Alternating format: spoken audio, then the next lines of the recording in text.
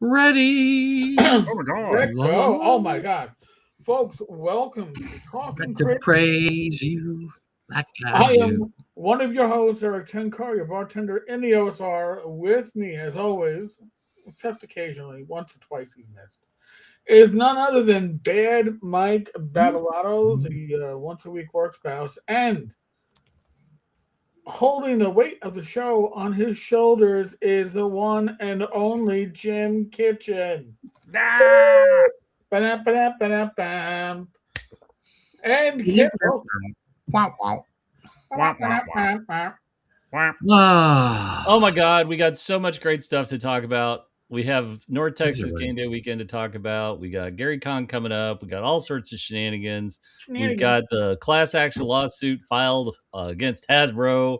I just don't know where to start, but I have to start with something amazing. There we I go. have to start with something amazing. So, anybody who has watched the show knows that Heckle and Jekyll from Arduin have been on the show a couple of times in the last year, and they just finished up their Kickstarter and, Oh my and God. started shipping the Kickstarter. Now, Oh, before Eric spoils it, oh I yeah. need to talk about something. Number one, the box is amazing, right? Like it's just packed full of stuff. Yep.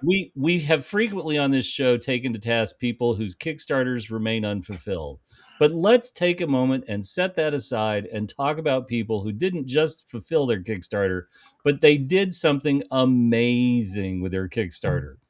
And I speak to you as the proud owner, God help us all, of an Arduin back scratcher. Oh, I love the back scratchers, Ooh. by Oh the my way. God, it's just epic. I can't even there. I'm trying to get it all in the picture here. Let me just make sure I'm not blocking the illustration of Gary. But let me zoom in on that. Arduin, bloody Arduin, we have your back. And Nice. and really and truly, like if there was ever anybody who was so tuned into their target audience, which is old dudes who need to scratch their backs because they can't reach it anymore, Yep. I want to say I've gotten tchotchkes, I've gotten suckers, I've gotten candy and lifesavers and orders over the years, but never before have I gotten anything as effing useful as the Arduin back scratcher. So really and truly, let's give praise where praise is deserved. The Arduin guys nailed it. The box and everything that came with the Kickstarter is astounding. It's great. But sweet Jesus, you sent me a back scratcher. And for that, you get the number one Jim Kitchen praise of the week. Holy shnikes, this is fabulous. So if you didn't get the Kickstarter, let me tell you something. You need to go to Shame. the you need to go. Yeah, shame on you, but you need to go to wherever Arduin might set up a booth, and you need to see if you can get one of these super swaggy limited edition Arduin back scratchers because they're just balls out amazing. So there, I have to start the show with that because they Eric, deserve.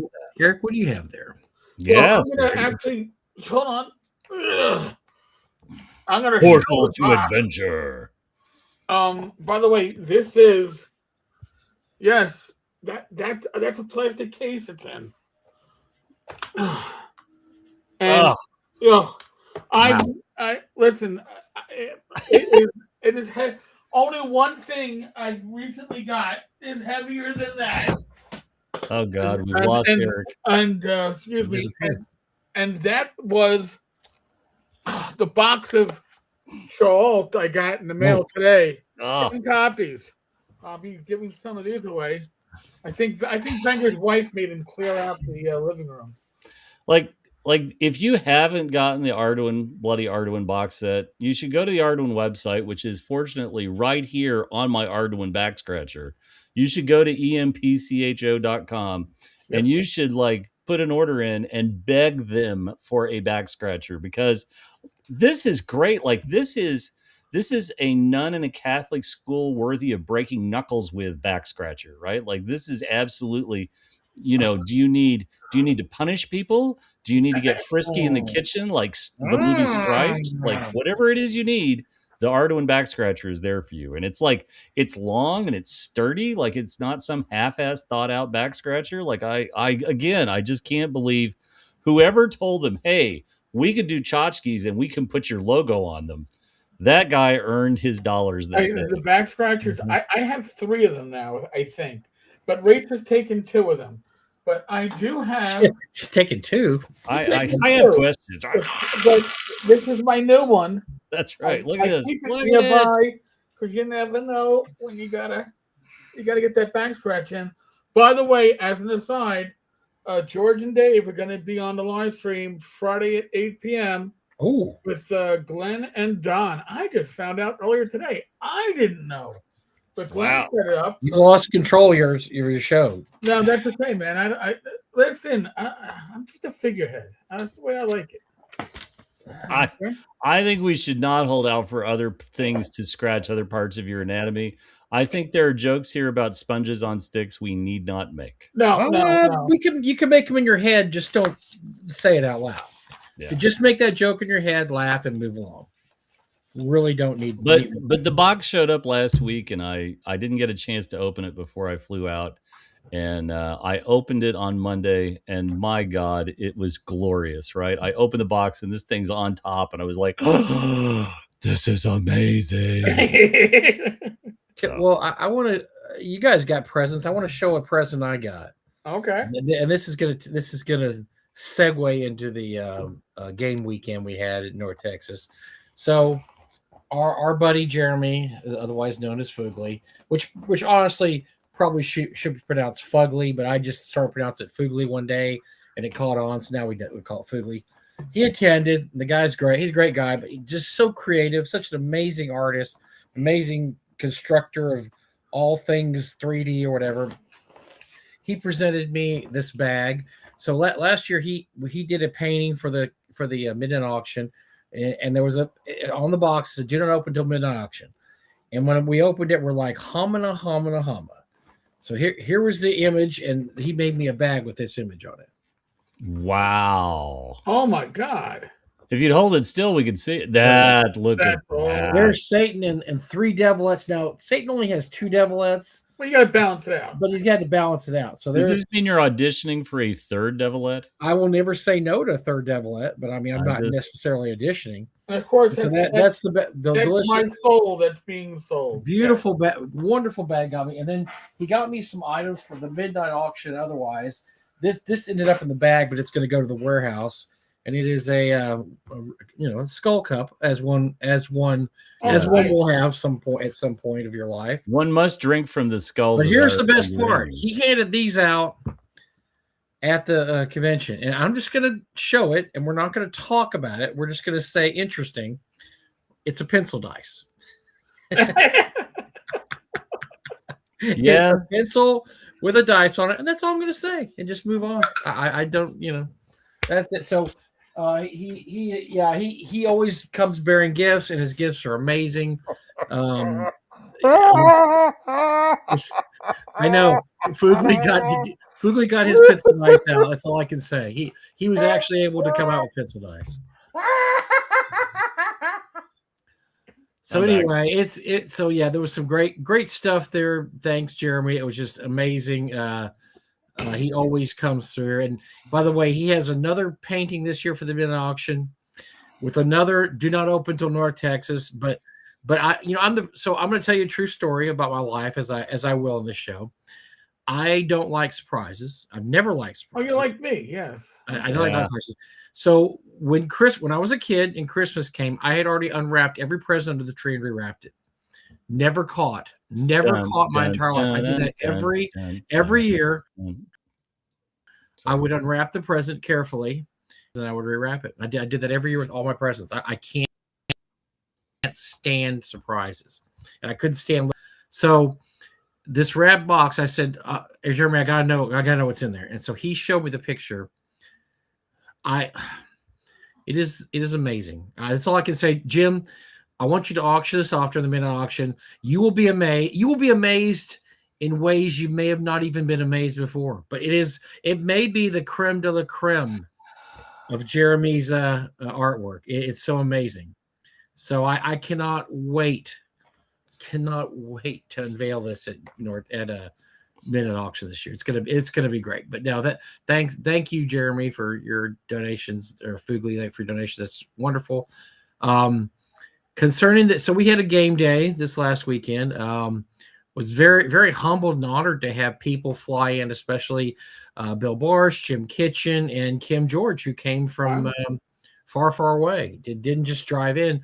Fugly also had a long drive, but everybody else was pretty much local. But those 4 people especially, thanks a lot for taking the long way home or the long way back to North Texas. And we probably had about, at any one time, at one point we had 7 tables full. So probably about 40 people at that point, 45. But for the most part, there was usually only about 25 in at one point in time. But I think total people we had there was probably 45. Okay. And it was all kinds of gaming. We did Search for the Emperor's Treasure was play tested. I ran a BX game, as I will often do. The Fantasy Trip was run. Call of Cthulhu was run. DCC was run. AD&D was run. Surprisingly, people were running second edition. I don't know if this is a return to second edition thing, but there was some second edition D&D being run. It was great. We had a good time. Lots of good food were eaten. Lots of time was just spent sitting around a table and telling stories and talking. Yeah. I mean, during the convention proper, we're often too busy to do this, especially Gary and I. Gary and I have no time. Oh, did I mention where there was BattleTech? There was glorious BattleTech. There was 2 glorious sessions of BattleTech. We had a good time. We had a really good time. It was laid back, which was great. If you wanted to go get something to eat, you just said, "Hey, we're gonna get something to eat," and everybody jumped in the car and they head to Hard 8 or wherever. Or in Jim's case, for some God knows what reason, he had to go to In-N-Out Burger. My vote for most overrated burger in America, but Jim had to go, so we drove Jim got to go to In-N-Out Burger. As opposed to Nuclear Taco that you took us to, that literally ripped through most of the people who went Velvet on that Taco, and it's the best taco place in Texas, and they're franchising, by the way, too. So you will, right. If you're in the northern part of the United States, you'll probably see one eventually. Velvet Taco. If regular Taco Bell isn't enough for your neighborhood, you should definitely franchise. What was it again? Velvet Taco. Velvet Taco. 600 locations. Taco. Because like giving you a good image of what's going to come out of you. It's pretty good. I'll say this, right? It was delicious going in. It was radioactive fire on the way out. And that's don't have to have a spicy taco. They had all different kinds. I had a Korean rice taco with pork, and then I had the cheeseburger taco, which was delicious. Both those are my 2 favorites. But I think Jim might have had the nuclear option there, and that's always a mistake. I didn't have the nuclear option. It was fine. It was tasty, right? But then it was somebody had the buffalo chicken, and that might have been a little rough. I think it might have been Kim. Yeah, I don't know who did that, but craziness. But Velvet Taco was good, and we got to Hard 8. We got to Hard 8 on Saturday night, and I got to eat 1.5 pounds of brisket, pulled pork, and sausage, and that was amazing. I think I got a delivery. I got a new Tom Wham original. I'm very excited about. Oh wow! Okay. So usually Tom draws 3 penguins, but instead I now actually have 3 penguins that are angry. The usual Tom Wham, 3 angry penguins, and 1 just slightly confused penguin. Which frankly is something. That is probably who I am, the slightly confused penguin. So we had a good time, and I was glad to see everybody in an area where we didn't have to be. We weren't rushed. It wasn't a crowd. We didn't have to yell to hear speaking. It was nice. It was fun. There may have been Saturday night. I'm just saying this as a hypothetical. May have been whiskey drank, and I may have done 4 shots in a row because I had so many choices and I just had to do it. But you're cutting down. Yeah, well, it wasn't smart to do them in a row, but I had 4 different people come up and say, "You have to taste this whiskey," and I'm like, "All right." Those are always the trouble words, right? Oh, you got to try this, right? But that's how they think they come off. But what they're saying is, "Oh, you got to try this. This is great." And it's like, okay, Barney, I appreciate. And so I did. Okay, well, let's just do them all in a row, and that was the easiest way to compare them is to do them one after another. and that way, but that I was horribly wrong when I did that. That was not a good idea. That was the strategy was terrible, and I was a little buzzy after that, and I was a A little little? buzzy when I woke up the next day, even from Yeah. when I say shots too, I mean generous shots, Generous pours. Is what I coffee pot size. I mean, just Okay. yeah, it was.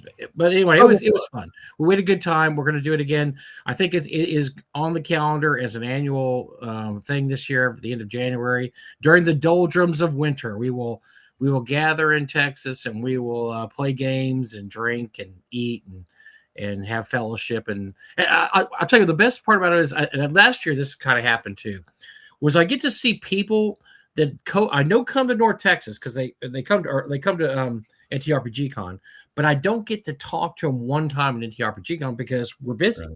We're so busy, and so when they get to game day, I have I'm able to have one-on-one individual time with these people. So that's really fun. I really like that. So there was a lot of people that I don't know, like Andrew Hart and his wife. I love them. They've come to every game day. They played some of my games. I don't even see them at North Texas because they're all playing games. They're out doing whatever. But every time they come to North Texas game day, I talk to them because that's the only time I really get in any one-on-one time with them. The same with Matt. I got to talk to Matt Gullett and his wife. I found out his wife, like me, is a gigantic Fallout 76 fan. And matter of fact, she is a gigantic Fallout fan who has a Fallout outfit and a Pip-Boy, and is going to West Virginia this year to do a tour of all the Fallout 76 sites, which is on my bucket list that I don't know when I'll ever get around to. So Okay, let me give you a pro that. tip. Having grown up in eastern Kentucky across the river from Cerrito, Canova, West Virginia, you are like hot to go to Camden Park. Yeah, give yourself like 2 hours and you're done. I'm just pro tip there. The main spots so the game Fallout 76 takes place in West Virginia. It's only 25 years after the bomb drop, so in continuity and canon. It is the game. Everything's fresh. Everything's fresh, so everybody's just dead, just died, and so you're able to see. It's not like the future, 200-300 years in the future. So the main points that you want to visit apparently are the Greenbrier, which in the game is called White Spring. The Greenbrier, the Mothman Museum, which figures very prominently in the game. There was a Greenbrier. What's the other big ones in the game that are real important? And the Greenbrier is the one where the secret congressional bunker was, and they finally got outed. And that got outed in the game, Jim. It's where the president hid when the bombs dropped, and shenanigans happened, and really bad shenanigans. You get to explore and find out how these shenanigans happen. And if you want to launch your own nuclear bomb, you can from the Greenbrier and or White Springs. I've seen a lot of attempts to make West Virginia better, and that doesn't surprise me that you get to launch the nuclear. It does make it better. It does. No, but I've been fascinated with West Virginia ever since this game came out 7-8 years ago. And my grandson and I have vowed that we will go. Oh, Helvetia is the other one. Helvetia, where they have Foshnot. They have a big Foshnot plays big into the game also. The Foshnot March is something that happens 2 or 3 times a year, and they give out free masks. It's a big deal. But she is a Fallout 76 fan and also a Fallout fan, period. So we talked about the Fallout show. We talked about 76. We talked about her. She has a costume, which I would look ridiculous in the costume. It would not be flattering for me. And she has a Pip-Boy, and so she's playing. They're going to go there this summer this spring, and they're going to do the tour and see all the fun places.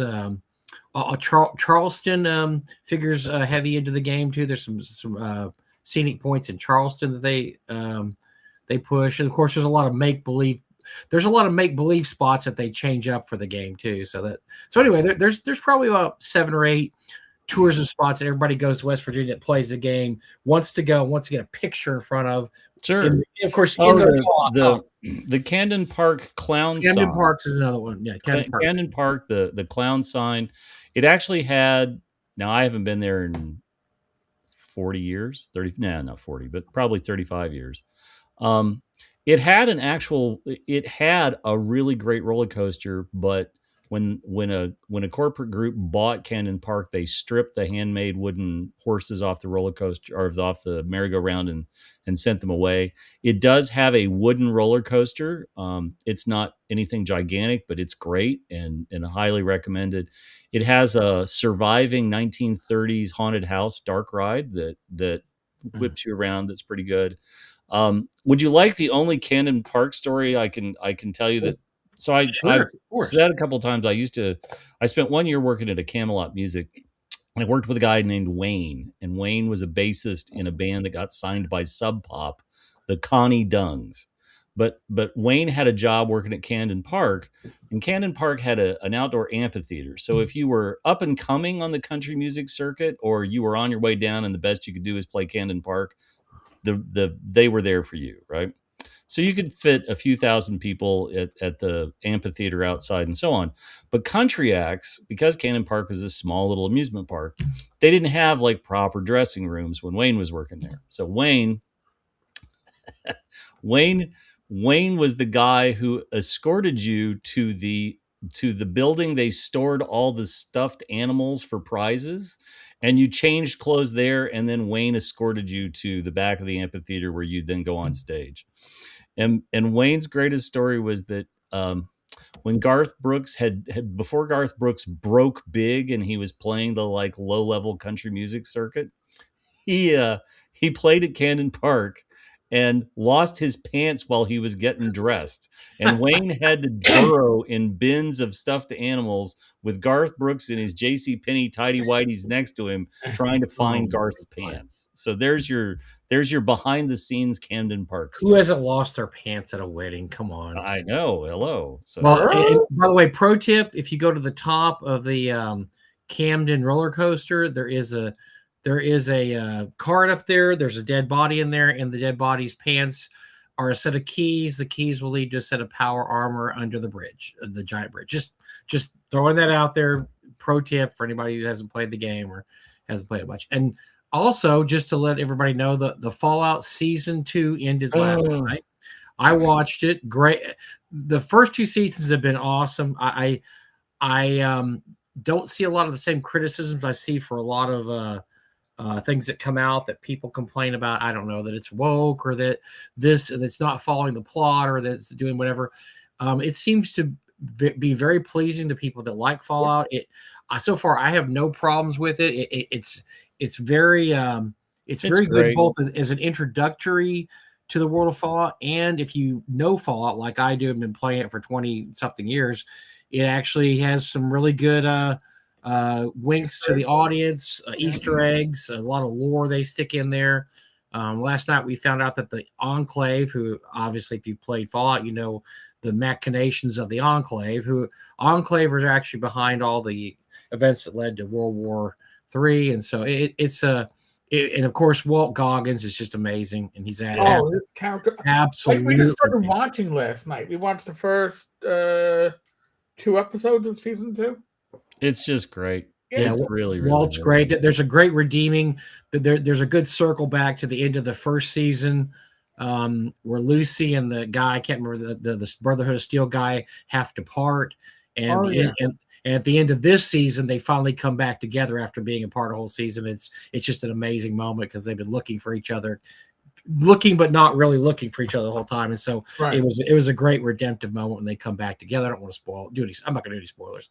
Walt Goggins has a great redemption arc, and I'm just, I mean, it's one of those shows I'm really interested. I want to know where it goes next. I'm like, wait, we can't wait another year. Oh my God. This is what's going to happen. We got 18 things happening here. That's all, And that's the thing too. Like even those first 2 episodes, they weaved multiple storylines and multiple time periods together extremely well. You did very well. Yes, it wasn't clunky. Confused.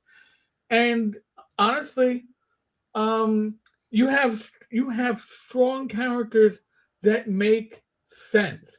It isn't like, oh, here it's something. It's a girl boss. No, it's a strong female character who is playing a realistic character from the game, actually. Well, If well, you can they have, find- yeah, yeah. There's none of that there. There's no wokey. I mean, no, it's just a good solid storytelling. Like you said, all the characters are interesting. Even her brother Norm, who's the goofball, he has oh a my great god, little story. He's I got was a just great like, storyline in season 2. I was like, hey, he's actually pulling it off. I'm like, And oh my god. people act like they should act in this show, which is so off. I mean, you see so many shows that people, why did they go there? What did they do that for? And it's because plot. Oh, because the Right. plot required them to go here. No, this very logically fall. Everybody does a very logical thing to go from point A to point B to point C. It's not, Lucy's looking for her dad. The Brotherhood of Steel guy, I'm sorry, I can't remember his name. Maximus. Maximus has the diode and is looking to give it to somebody that's good. Of course, in the Fallout world, nobody's good, and so he's having the worst time trying to give it to somebody because it's cold fusion. It's going to power. So now the question is, Mike, did you watch all the way through the credits and see the post-credits scene? Yes, I did. Yes. By the way, recommended. Please do not shut off last episode too early. Oh my God. The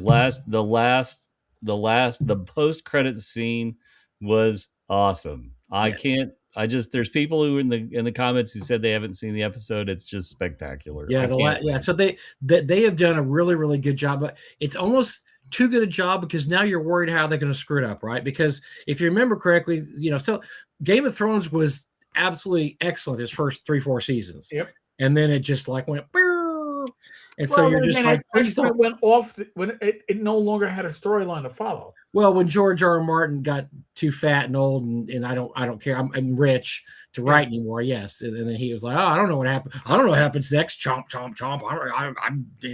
I'm watching the New York Giants and party, and I have no clue. So yes, luckily the Fallout has 20 years of lore to go through and and riff off of. And so far, like I said, everything I've seen.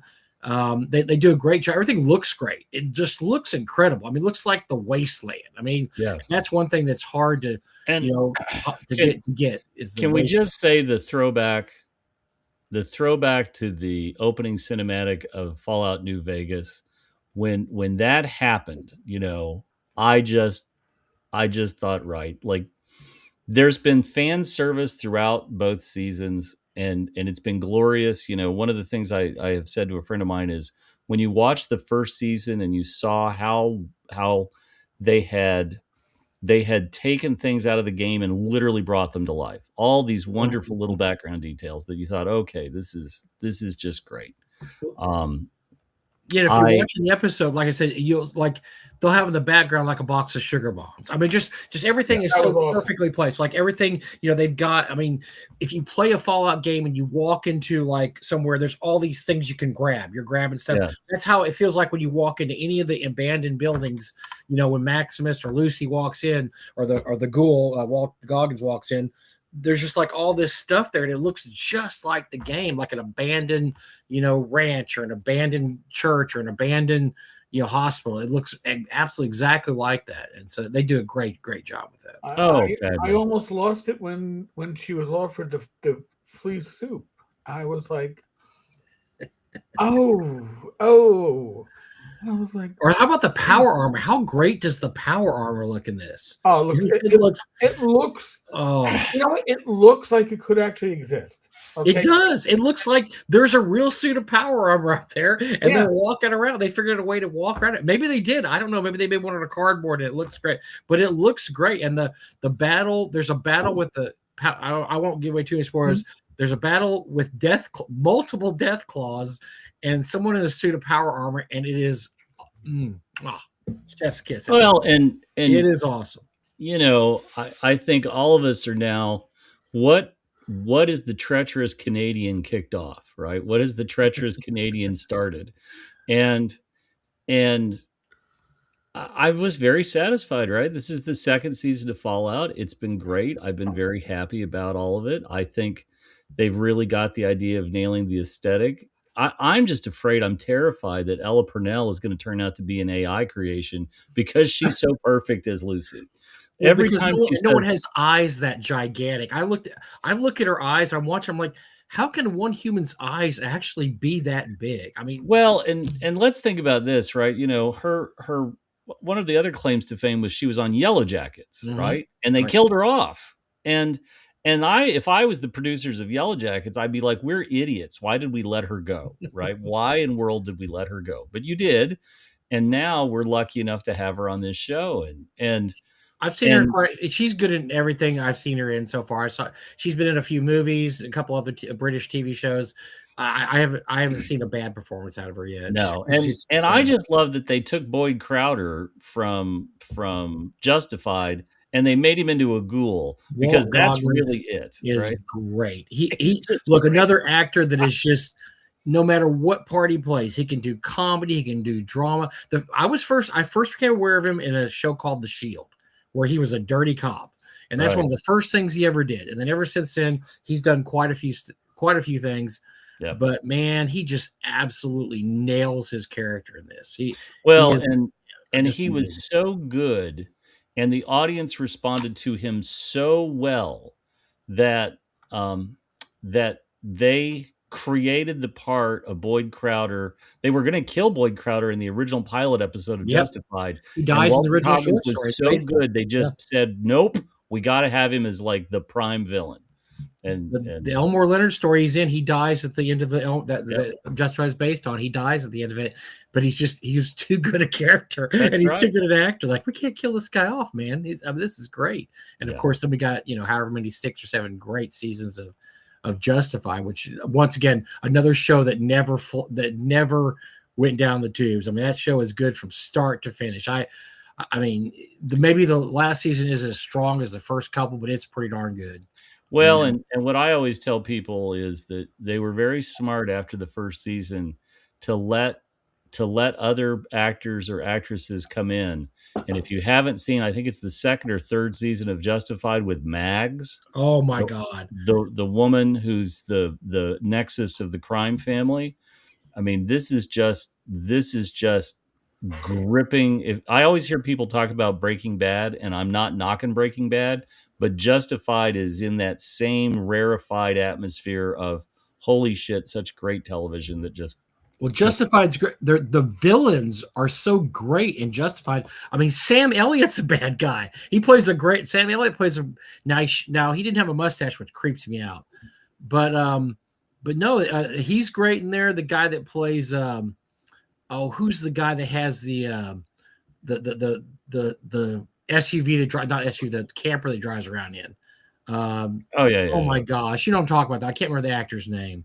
Great actor, and he's in like every season.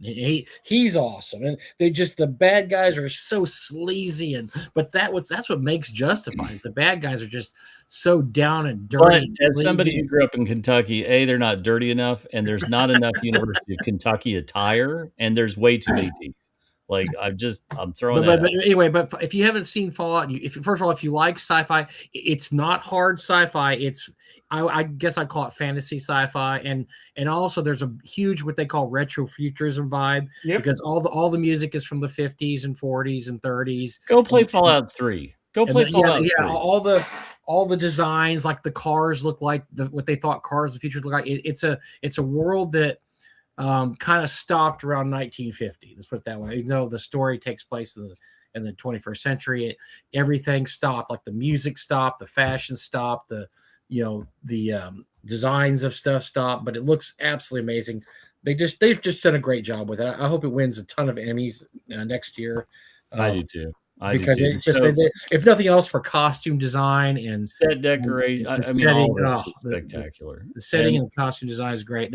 The music's amazing. I mean, so we're playing 76, and my grandson who has played every Fallout. He's played and finished every Fallout. He likes it that much. I haven't even played and finished every Fallout. We're sitting there playing, and he hears a song by the Ink Spots, and he goes, "Pop, I don't know who this band is. I think they're old, but that's a really good song." And this is a song from 1940 or 50, and yeah, so he's listening to all this because you have something when you're playing called Fallout Radio, and you can All right. listen to the songs while you're playing, and so it's just this loop of just great early and 20th century the songs. best one of the most interesting things I've ever read is that Interplay, when they negotiated the rights for the Ink Spot's I Don't Want to Set the World on Fire. Yes, yeah. Like they didn't think about there might be more than one video game, so like they cut them the deal that's heavily in the favor of using that for all the move. And the other thing that we haven't discussed is the episode last week where we get to see the super mutant. You do realize who that actor was, right? Ron Perlman, who does the original narration and does the great line "War," just the great, War never changes. War never changes. And oh my! When I realized who it was, I about flipped out. I'm sitting there watching the chair. I'm like, that can't be Ron Perlman. Oh my God, it's Ron Perlman playing the super mutant. Oh my God, I'm fangirling. I'm watching that going. But let's also talk about the guy who played House this year, because I think there's a certain vibe to Mr. House, and he nailed it. Absolutely nailed it, right? And I'm not talking about the body double of House that showed up in a few episodes, but the guy who played House, when he dropped the line that's straight out of the New Vegas video game, I just about fell over. Justin Theroux, and I'm not familiar with this. Oh yeah, he did a great job, because if you played the House character is almost unreal in the way he looks. He's got kind of a mechanical, or I don't know what you call it, just not a human vibe, and he played it perfectly. He's got this really creepy Howard Hughes went to hell and came back vibe. Well, and that's just it. I was trying to answer questions for somebody who's like, okay, like what happens to Mr. House in the video game? And I'm like, are you ever going to play the video game? And the answer was hell no.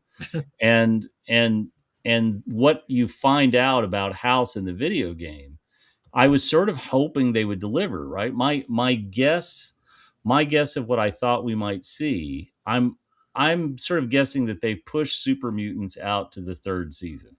And I'm desperately afraid that what's going to happen to the poor people in the vault that Lucy and her brother have left behind is our most favorite treacherous Canadian is going to unleash the FEV virus and turn a bunch of them into super mutants. Well, yeah, they did. They finally found out about the FEV virus. And by the way, another great actress, the girl that plays Stacy. I don't know if I've ever seen her or anything, but not only is she absolutely gorgeous, she is great. She's great as a bad girl. She is a bad girl. Yes. I actually was talking to a couple of Canadians last night, and they were joking, but her line from last week's episode from her mom, who was Natasha Henstridge from the Species movies, they're not people, they're Americans. I said to my two Canadian friends last night, I said, that sort of sums up most of your political stance over the last, 30 odd years. And there was some nervous laughter, but not a lot of disagreement. So I sort of enjoyed that, right? You can't I said, your political identity just can't be, well, we're not them. And they were like, so it was good fun. Lots of good fun. I can't remember. Is her name Stacy or Shelly in the show? I can't even remember now. Shelly? Stacy? I thought it was Stacy. Shelly? I don't know. I'm trying to find the actor. Oh, here I'm trying to find the actress's name, and I can't seem to find it. But no, she and of course she also appears in the flashbacks, which is kind of a surprise because they flash back. So her marrying Hank was genius, absolute genius. But she is but the flashbacks they have are during. So Walt Goggins is a cowboy star, because in the Fallout universe, cowboy movies are huge.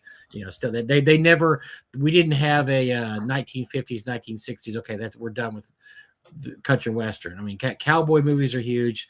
He is a cowboy movie actor, and we see the Fallout, pre-Fallout days through his eyes, and what leads up to, of course, the nuclear war and the destruction of the world as we know it, and of course the creation of the vaults. And what's fun is seeing these people appear in the flashbacks, and then find them in the future. That's what they do. They just do that really, really good. And sometimes the one with her in it was really shocking, because then you realize, well, yeah, she has been around 200 years, because as all the other management, they were frozen. The show's really great about saying,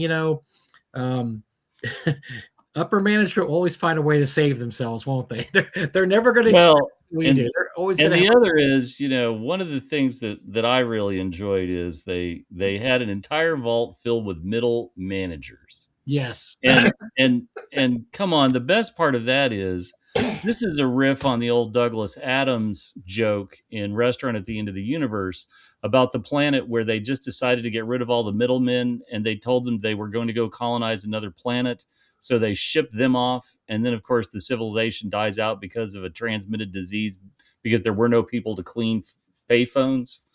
And I just love that the show has riffed on this, that we took all of middle management and stuck them in their own vault, and they're cracking them out one by By one. the way, the actress, Stephanie, and her Stephanie, name is that's Annabelle O'Hagan. And I don't remember seeing her or anything, but she's great. She's gorgeous, and she does a great job as the femme fatale of Fallout. So far, Yes. she. Yeah. Oh, and by the way, Macaulay Culkin is in this, and he's awesome. Oh, Macaulay come on. Culkin. Can we just talk about the greatest gag in the entire episode last night, which is he finally gets to look at the note that Caesar, Caesar, and I'm sorry, the Caesar's Palace joke was wonderful too. Yes. But when he opens up the note to read what Caesar's dying words were, and I am it, LOL. It was great. But no, Macaulay does a great. I don't know why did they? I don't even know why they cast Who cares? Who thought they're going to call it Macaulay Culkin? Maybe he's always been a fan. He said, "I want to do this." Maybe. But oh my God, he even has a great little part there as the leader of the Legion. Yes. And so anyway, it's if we're not if you haven't got it by now, and by the way, there's lots of little. Like Michael Emerson is in it for a couple episodes. Of course, the great Michael Emerson, always good whenever party does. Leslie Uggams is in. I mean, you've got all these callbacks to like 1970s, 1980s shows. That I just all right. So there's a lot of complaints. So I guess what we need to do is we need to wrap this up because we're spoiling a bunch of stuff. Yes, no spoilers. I don't want to. So here you go. By the way, we haven't spoiled the best part. All you people who were too lame to watch it last night and didn't watch it this morning while you were eating breakfast, it's not our fault. But we'll stop talking about it. We did, and by the way, we didn't really spoil any of the good stuff. There's. Can you believe that Maximus and the Deathclaw had a baby? That was amazing. Wow, that was scientifically impossible. No, we didn't even spoil the best stuff. There's 8 episodes, folks, in the first and second season. So yes. we couldn't have covered everything in 16 episodes. There's plenty of good stuff. But definitely, I'm ready to watch the whole thing again. I'm ready to watch. Oh, I'm going to rewatch it. I'll definitely rewatch it just to catch all the things we probably missed the first time. Yes, I mean, I'm sure we missed a lot. There's, like I said, there's so much stuff in the background and so many interesting little parts here and there. So yes, do yourself a favor if you like sci-fi, if you like video games. Probably one of the best video game adaptations of all time. Much better than The Witcher.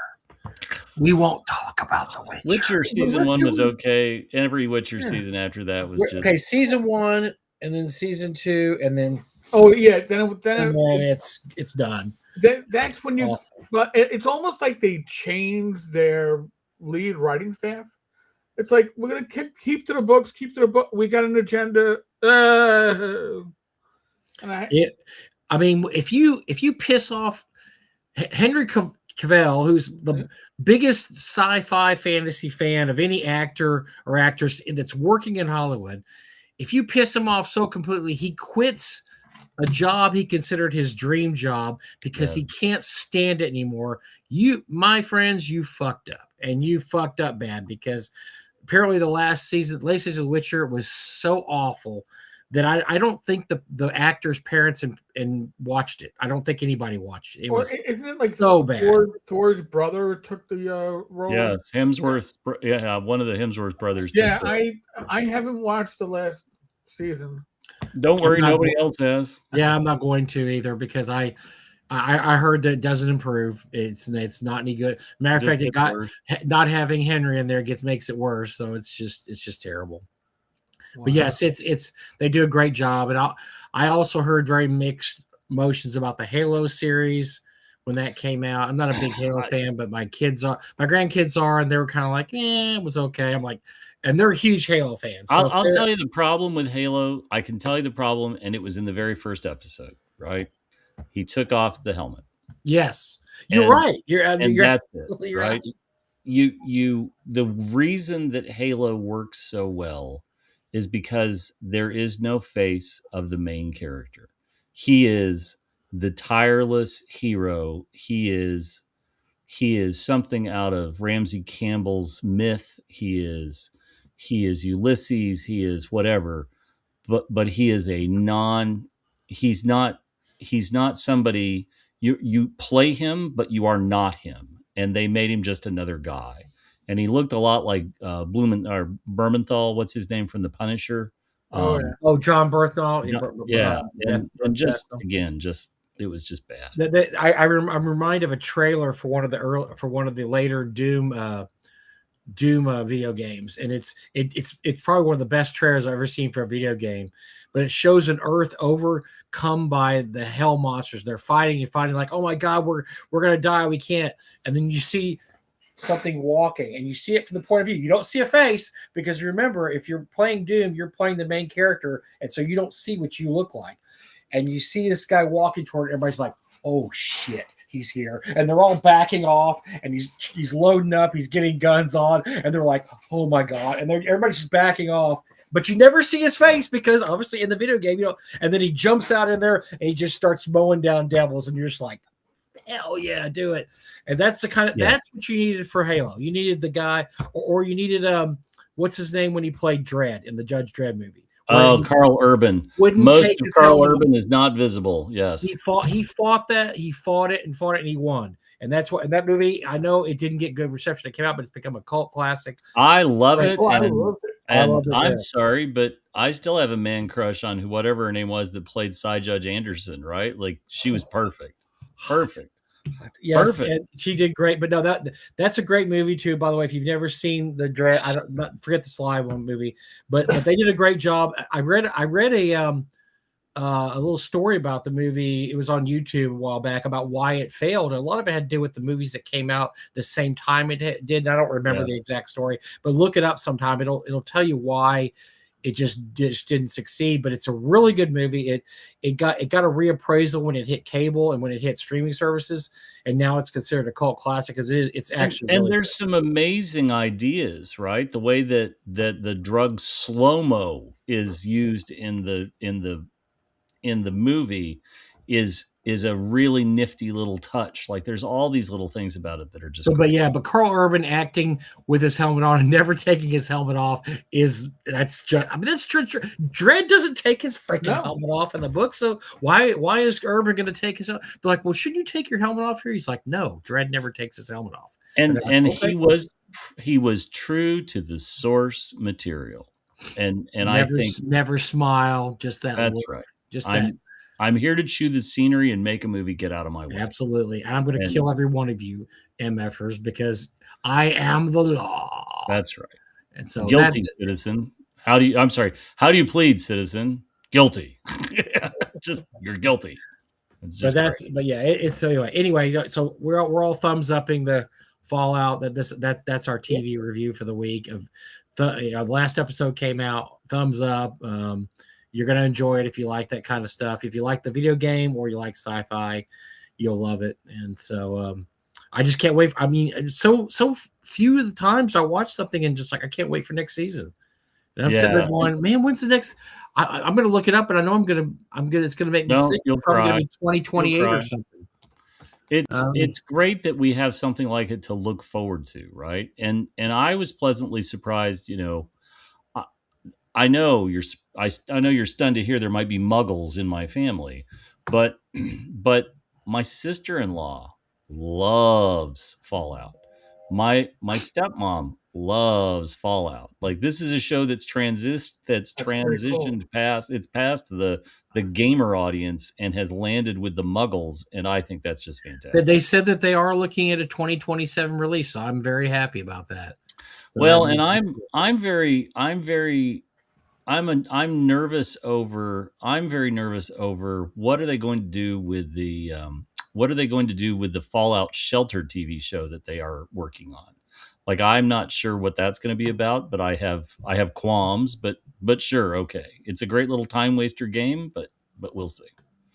But How do you make that into a fall? Unless it's cartoons, and then I'm all in, right? Give me No, a that's what. show of cartoons. I haven't played that in a decade. I was still working when I was playing that Can one. we do we have to do equal time for the new Star Trek? Because I've got a few thoughts about the new Star Trek. Oh God. Have you watched beyond the first episode? Jim, Uh-oh. I don't want to tear my eyes out because I like to see. So I don't think I need to watch past the first episode, which, by the way, I didn't even finish. It I was couldn't finish it. so It was awful. horrific. It was so terrible. terrible. Yes. And They killed Star Wars. Why did they have to kill Star Trek too? They've killed the franchise. It's dead. It's buried. It's done. It's dead. Go away for 10 years. Come back with somebody that has a new vision, new ideas. Bring it back to the era of the original Star Trek. Forget this burn shit. Just salt the earth. Salt the earth and start over. Because you ain't gonna save the franchise now. It's so beaten down and burnt out. It's just effing awful. I mean, I can't tell you in ways that both obvious and not obvious. It's terrible. yeah, I'm kind of, one of the most interesting things to me is that it's out of the top 10 of watched shows on Paramount Plus. Now, listen to what Jim said. Not Thank is it you. out of the top 10 of just shows watched, of Paramount's shows watched. So we're just talking about the Paramount network. And Yeah. some of the other shows in there, Jim, are like rerun shows like, Leave It to Beaver or something. I mean, it's getting beat by NCIS. It's that. But like I said, not just top 10 of streaming shows, top 10 sci-fi shows. No, the top 10 shows just on Paramount. It's not even in that top 10. That's how low they have fallen. And I'm sorry, I'll pick a fight with whoever's in the comments saying this, but I don't think Holly Hunter is the right person. I think she's terrible in the role. No. And I think, the problem is that you've dropped somebody acting like a Haight Ashbury college professor from 1978 onto a show that's set 1,000 years in the future, or however far it is to get past the burn. And she sits in a chair like she forgot all of her Adderall. She's barefoot, like the cliche on top of cliche on top of cliche sandwich. Like, don't get me wrong. I understand the world building aspect of this or whatever, but you're going to entrust the first class of cadets on a starship to a woman who can't, like, I got nothing. And she's Holly Hunter.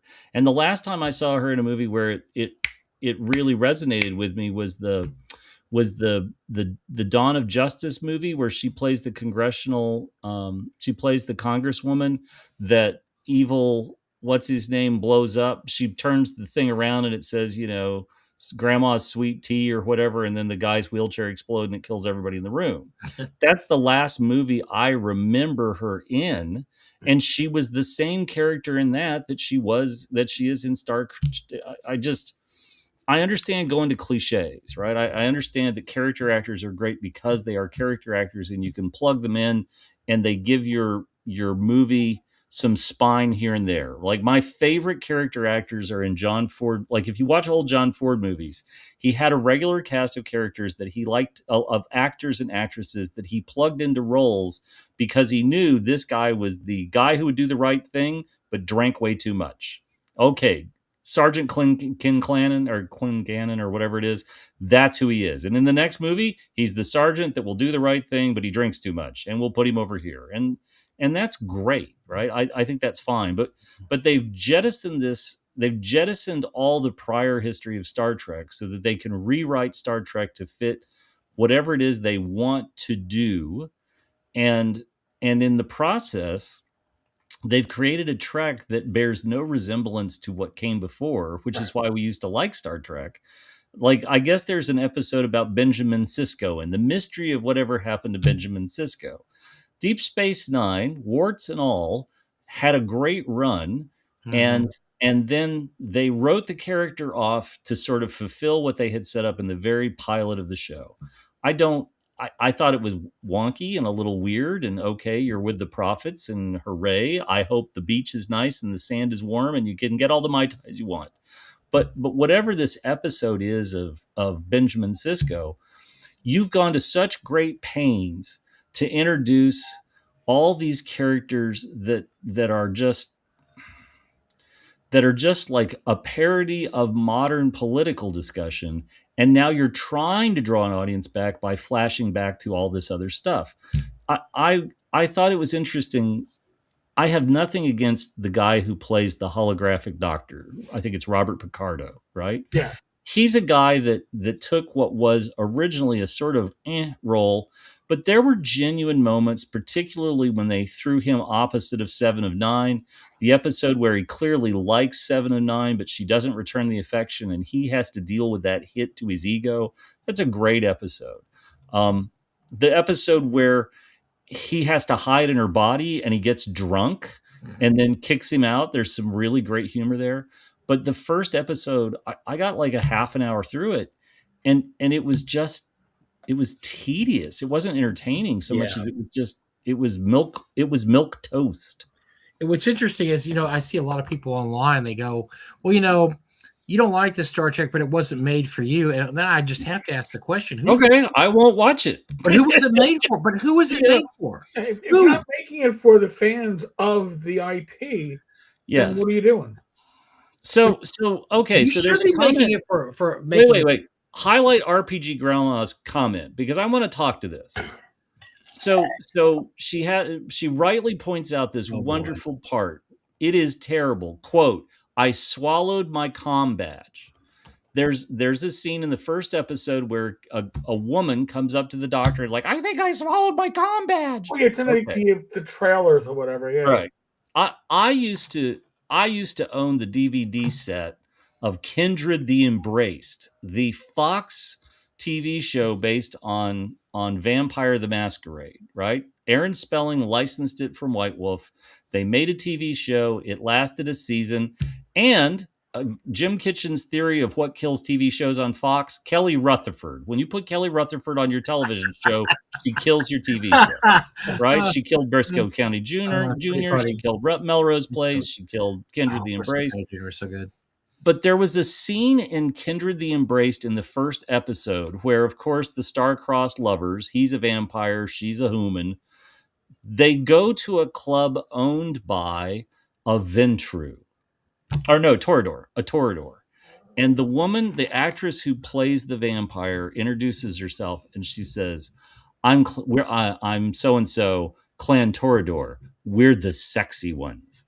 And that line, that terrible I swallowed my comm badge line, that's the line that's going to haunt this show the same way We're the Sexy Clan used to haunt Kindred the Embrace. Because every single person who loved Vampire the Masquerade and saw that show, was like, I'm ready to watch this. I had to wait through Melrose Place to watch this show. And that line hit, and literally everybody the next morning was like, I cannot believe how awful that was. I just can't believe how terrible. This is one of those shows, Jim, that they've already said, we don't want you to watch it if you like original Star Trek. This is for new people. We're not going to watch it with them knowing we're basically the target audience. It's our now. Don't be tricked by them saying we already have a second, third season. It was all filmed at the same time. So they've done is broken up the episodes. That they don't have to film a second season. It's already in the can. It's right. Is the second season in the can? It's already in the can because they filmed it at the same time they filmed the first one. They filmed 16 episodes. They're going to have 8 or whatever. Then they're going to release the other one. So when they say, "Look, we got a second season," you had a second season no matter what. Yeah, they're going to fail miserably. And you know what? You know who they're going to blame, Jim? They're going to blame me, you, and Eric. They're going to say, "Well, you didn't watch the show. You told us not to watch the show, so we didn't, and it's our fault."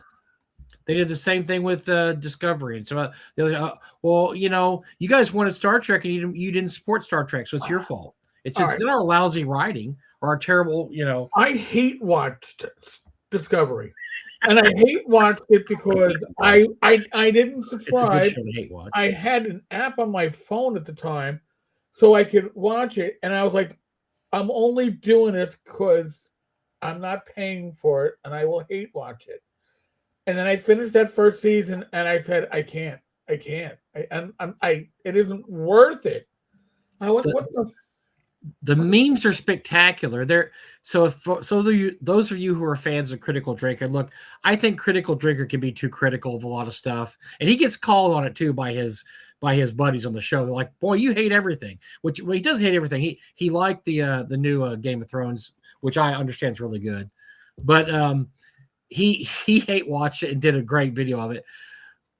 But I mean he's watching it and he's the same thing. It's like, why do they hate us? Why are they making a show specifically just to stick Right. to us when we would love to watch good Star Trek? I would love to see something like The Next Generation or Voyage or Deep Space Nine. I still say of all the modern Trek, right? And I'm sorry, all the more recent Trek, Discovery, Starfleet Academy, Strange New Worlds is still the best of the three shows.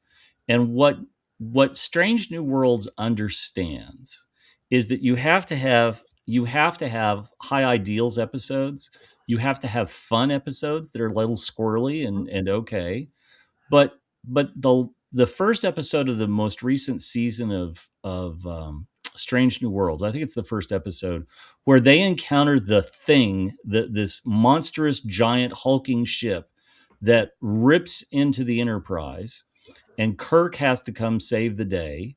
And or they rescue the crew off of whatever the Farragut or whatever Kirk is driving, and at the very end, the gut punch twist is that the horrific bad guys on this monstrous monster ship are the descendants of the best and brightest humans that left at the end of World War III to go try to explore the stars and found a colony.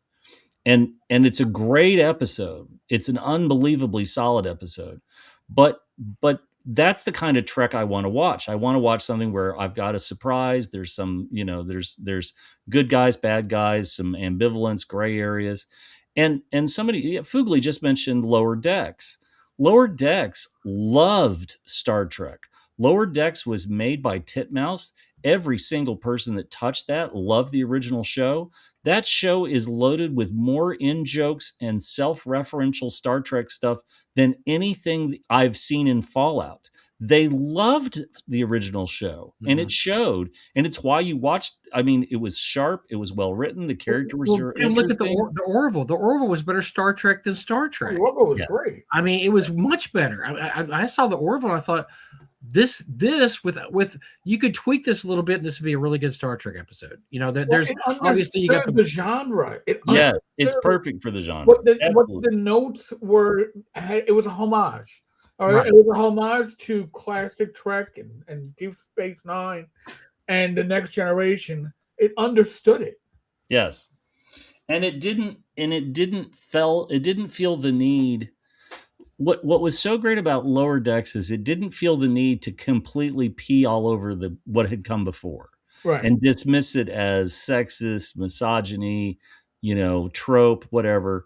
Like everybody who's ever watched a season of Pick Your Star Trek, even the people who were watching Enterprise and were dialed into Enterprise, you knew you would have some low special effects episodes because they were saving money for the high special effects episodes. You would have clunkers. You would have great episodes. And Voyager was this way. Deep Space Nine was this way. All of the shows have been this way. The problem is that we've created these shows with these unbelievably expensive sets and all this other stuff that makes a show incredibly expensive. But the problem is the writer's room, the showrunner's room. There's nobody acting as the voice of cost and caution. And that's the biggest problem. There isn't somebody playing the role of the casual Star Trek viewer, because that person should have raised the alarm and said, what the hell are we doing with this show? You've got the Haight Ashbury former hippie from 1976, 77, who's in charge of the crew, and the crew is like Dawson's Creek or some other more recent teenager show, and they are all the bleeding edge of our current culture war. And why would you watch that? Like, why would even 1,000 years in the future? Why is that? Yes. Why is it relative relevant? thousand years in the future, like I said, it's the same thing. This is kind of the same accusations we've given Watson the last few years, is that you have a passionate audience for your product that has a lot of money they'd love to spend. Why on Yes. earth would you degrade and push that audience aside and say, "Get out of here, old man. We don't want you to." I mean, why can't you welcome them in with everybody else and say, "Look, Yeah. we're going to make something for all the fill in the blank fans, and we're going to have something here for everyone," instead of just saying, "You know what? We're turning over a new leaf, and we're going to just push you aside and go to these other people who, by the way, don't seem to be able to support a show like this." I mean, if you cut off half your audience isn't going to support. So look, we've already seen it happen with Star Wars. I mean, Star Wars very famously hasn't had a new movie in over 7 years because they're scared. They're scared. They're terrified. Because I mean, the next movie they're going to have is going to be the Mandalorian and Grogu movie, which they are basically just reading the rosary beads and going, "Please God, let this not totally self-destruct." Because if it does, that might be the last shot they have. I mean, I don't know what they're going to do after that. Well, what's interesting is that they have to have a Star Trek show. Paramount absolutely has to have a Star Trek show because it is a linchpin of the Paramount network. It just is, because it's one of the few intellectual properties that Paramount owns. They've come to this terrible sort of fighting adversarial relationship with the person who put Yellowstone, Landman, Tulsa King, Taylor Sheridan. Yeah, they've pulled back from that and are not happy about how much he was charging them and how much money he cost them, even though he was giving them the number 1, number 2, number 3 shows and drew all the ratings. But I think what I would say is, I don't think Paramount sucks. I think the problem is that you have, like, we watch Landman, right? When you watch Landman is boomer programmed. I read a great review of Landman the other day that said Landman is absolutely programmed for boomers. Because when you listen to Billy Bob Thornton, right, everywhere he turns in his entire day is a shit show. Right? And that's the humor of home. it. He's got a shit show at work. He's so beaten down. He's just got to get through the day and deal with one problem after another. He's got the wife, ex-wife, he's got the 2 kids, he's got his dad, he's got the job, he's got stress from every angle. He's got people who think they're subject matter experts in the thing he's been doing his entire life. The course correct conversation he has with the lawyer in season 1, where he just says to her, like, "You know what? It's a dirty job. Nobody likes it. But the goddamn oil we pump out of the ground is in every flippin' thing you touch, in your car, in your clothes, blah, blah, blah." He's just, it's full boomer, right? It's full boomer. And the problem is that the dialogue and the character development in Star Trek Starfleet Academy doesn't come close to the sharpness of the dialogue in Landman or what was on Yellowstone, right? Here's the thing. Starfleet Academy doesn't have a Beth. Starfleet Academy doesn't have the lawyer from Landman who's so wonderful. Starfleet Academy doesn't have the well-spoken Klingon who sounds like Billy Bob Thornton. Like, I've seen a thing or two when I was stabbing Romulans, and let me tell you what that is, right? If you squeeze their heads, those eyebrows pop up and their eyes shoot out, right? Like, you don't have wizened, experienced characters conveying to the young people around them, this is what you need to know. The universe is going to kick you in whatever your weird alien sex organs are every chance it gets, and you need to be ready for it. We're here to prepare you. We're here to make you better than you are. We're here to put you through adversity. We're going to give you the training, and we're going to build a muscle memory that when the shit hits the fan and the crew is dying of the Nibulan plague fever, you're the doctor that's going to figure it out. Or when you're in the standoff, a 3-way standoff between the Romulans, the Vulcans, or whatever, like, there's none of that. There's just none of that. And to have it on the same network is just, it's appalling because it doesn't work.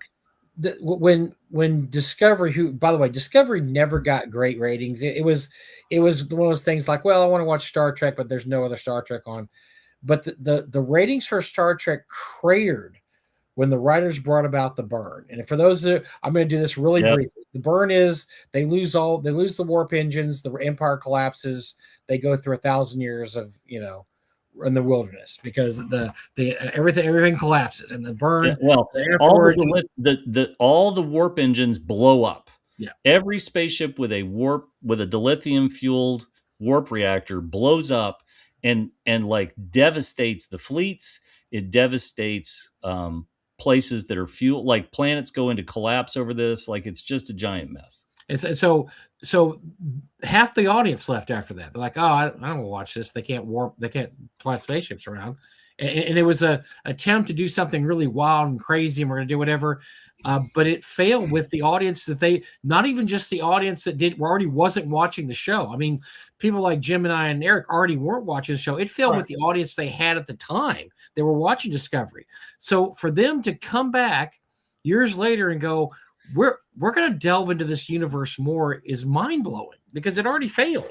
The whole thing is, the whole theme of that just absolutely failed. And then just spend so much time, as Jim said, every episode going back to what happened before 1,000 years before, because you realize that that's all that the watchers are familiar with. Why would you bring up any of that? I mean, if you don't want those people watching your show, why are you bringing up that in an attempt to connect that to something that happened in the past? Either go full bore into this new setting you have that has nothing to do with the old setting, or just admit failure and say, look, the burn was a great idea, whatever, for its time, whatever, but we're going to go back to setting shows in the classic era of Star Trek.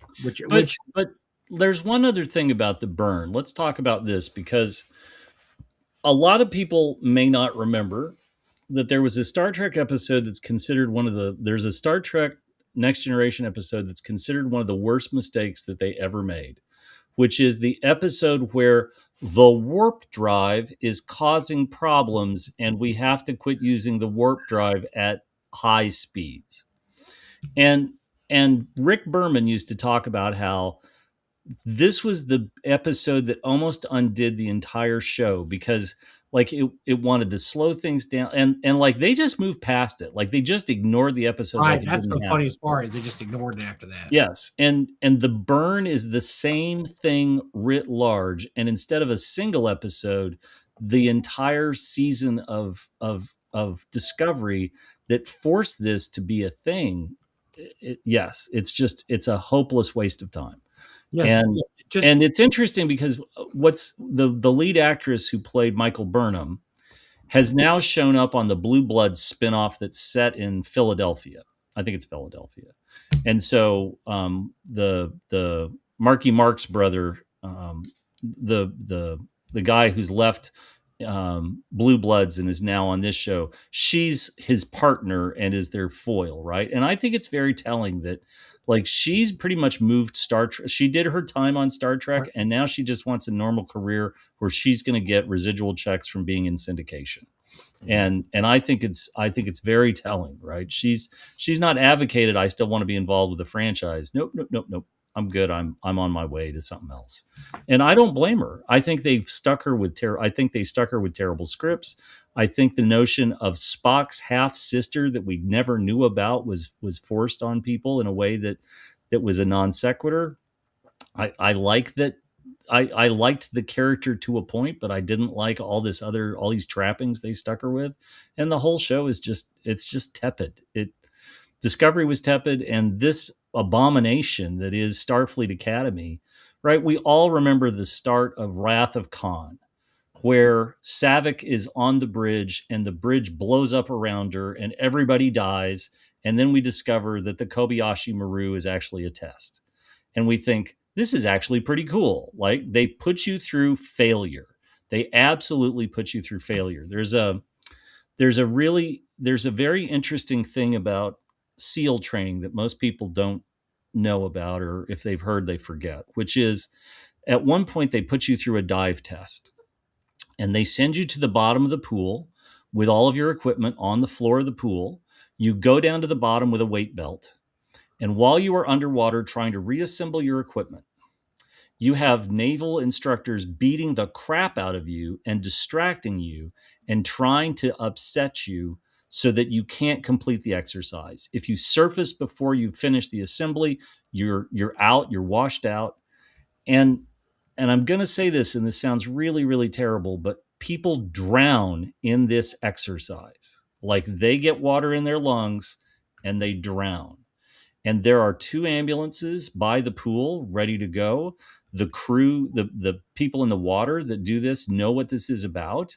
And I read a great piece by a guy who did this, who drowned, who saw the light at the end of the tunnel and dead people and the whole 9 yards, and then was revived.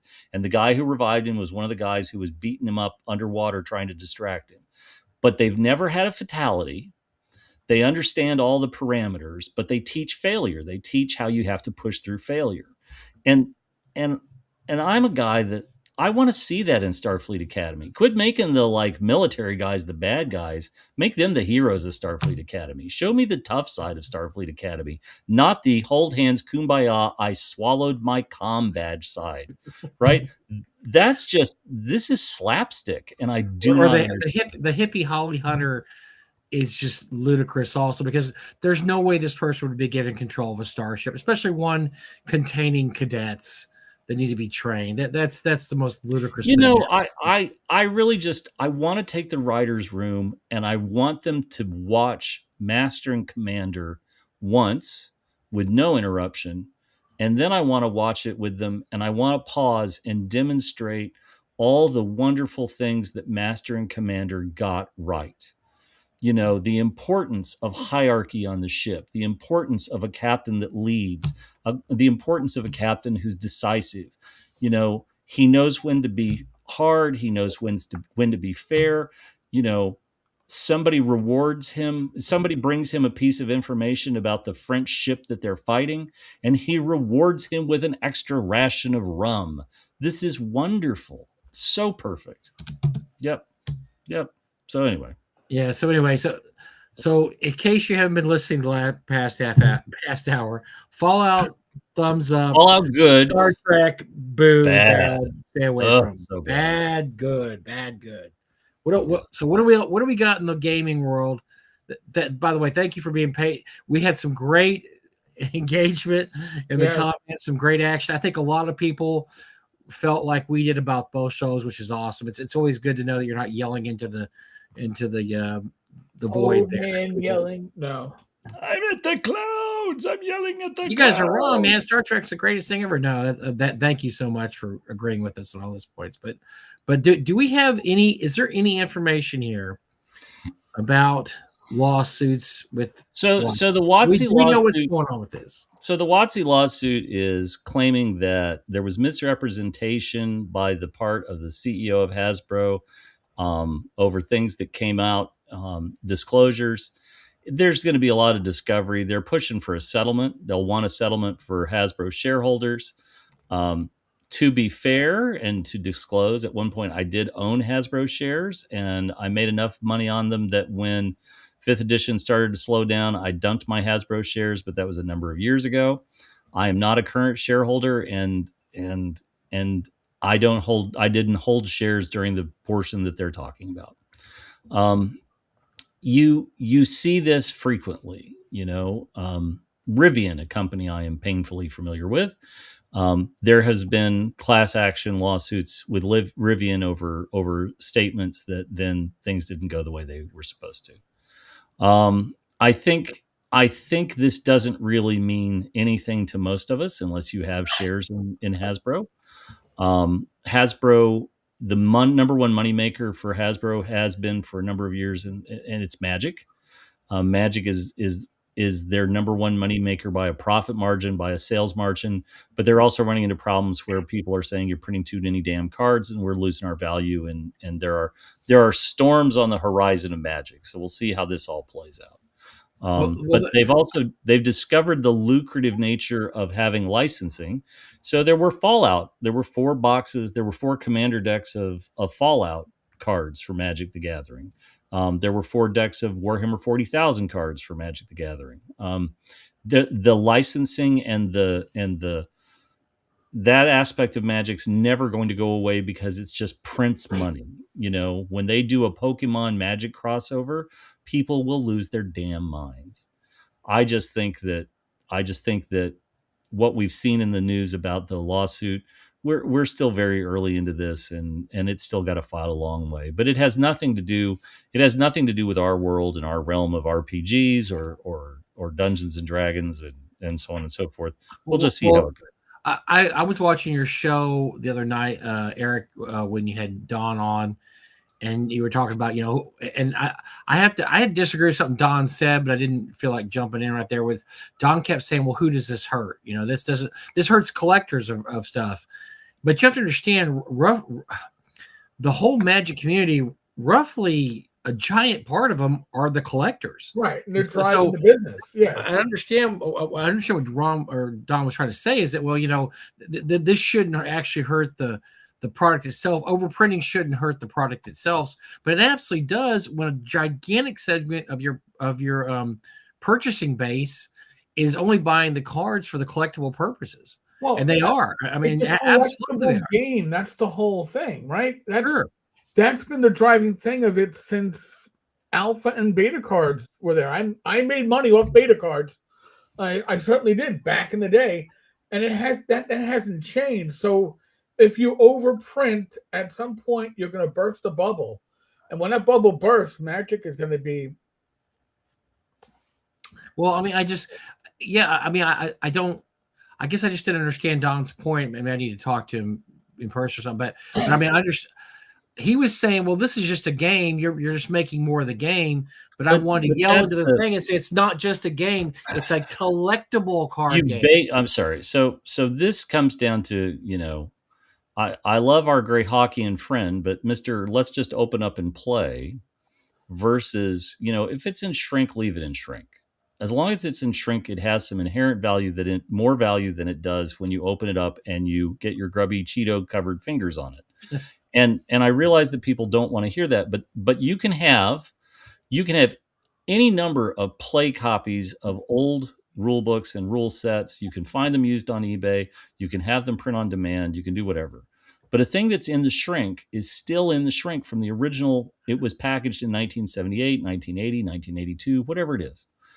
And with Magic, the collectability is baked in. Mm-hmm. This is why the cards, you can't see what's in a pack, right? All the people who when they did the very first Dungeons and Dragons Magic cards, everybody was all in on these, trying to complete full sets, and there were multiple sets within the full realm of all the cards. Right. And you couldn't complete a set with one simple box of boosters. You couldn't complete a set with 2 or 3 boxes of boosters. You had to go and get more cards, and you're trading and so on and so forth, the way it was with alphas. And I had a full set of alphas, the way it was with betas, the way it was with Arabian Nights, the way it was with Ice Age, and so on and so forth. And so I get the people who are like, well, I don't get it. Well, okay, I understand that. But when you bake the collectability aspect, that there's only X number of cards, call it 1,000, 2,000, 3,000, 5,000, 10,000, whatever. As soon as you start to overprint it, where people have the intrinsic value this card is going to be worth, and then they discover that no, it's not, and the value of that card is crashing, you don't want somebody buying a $150, $200 card on the secondary market only for 6 months later for the numbers to come out and everybody realizes the card was overpriced and now it's $20 and they're out at $180 that they paid for it.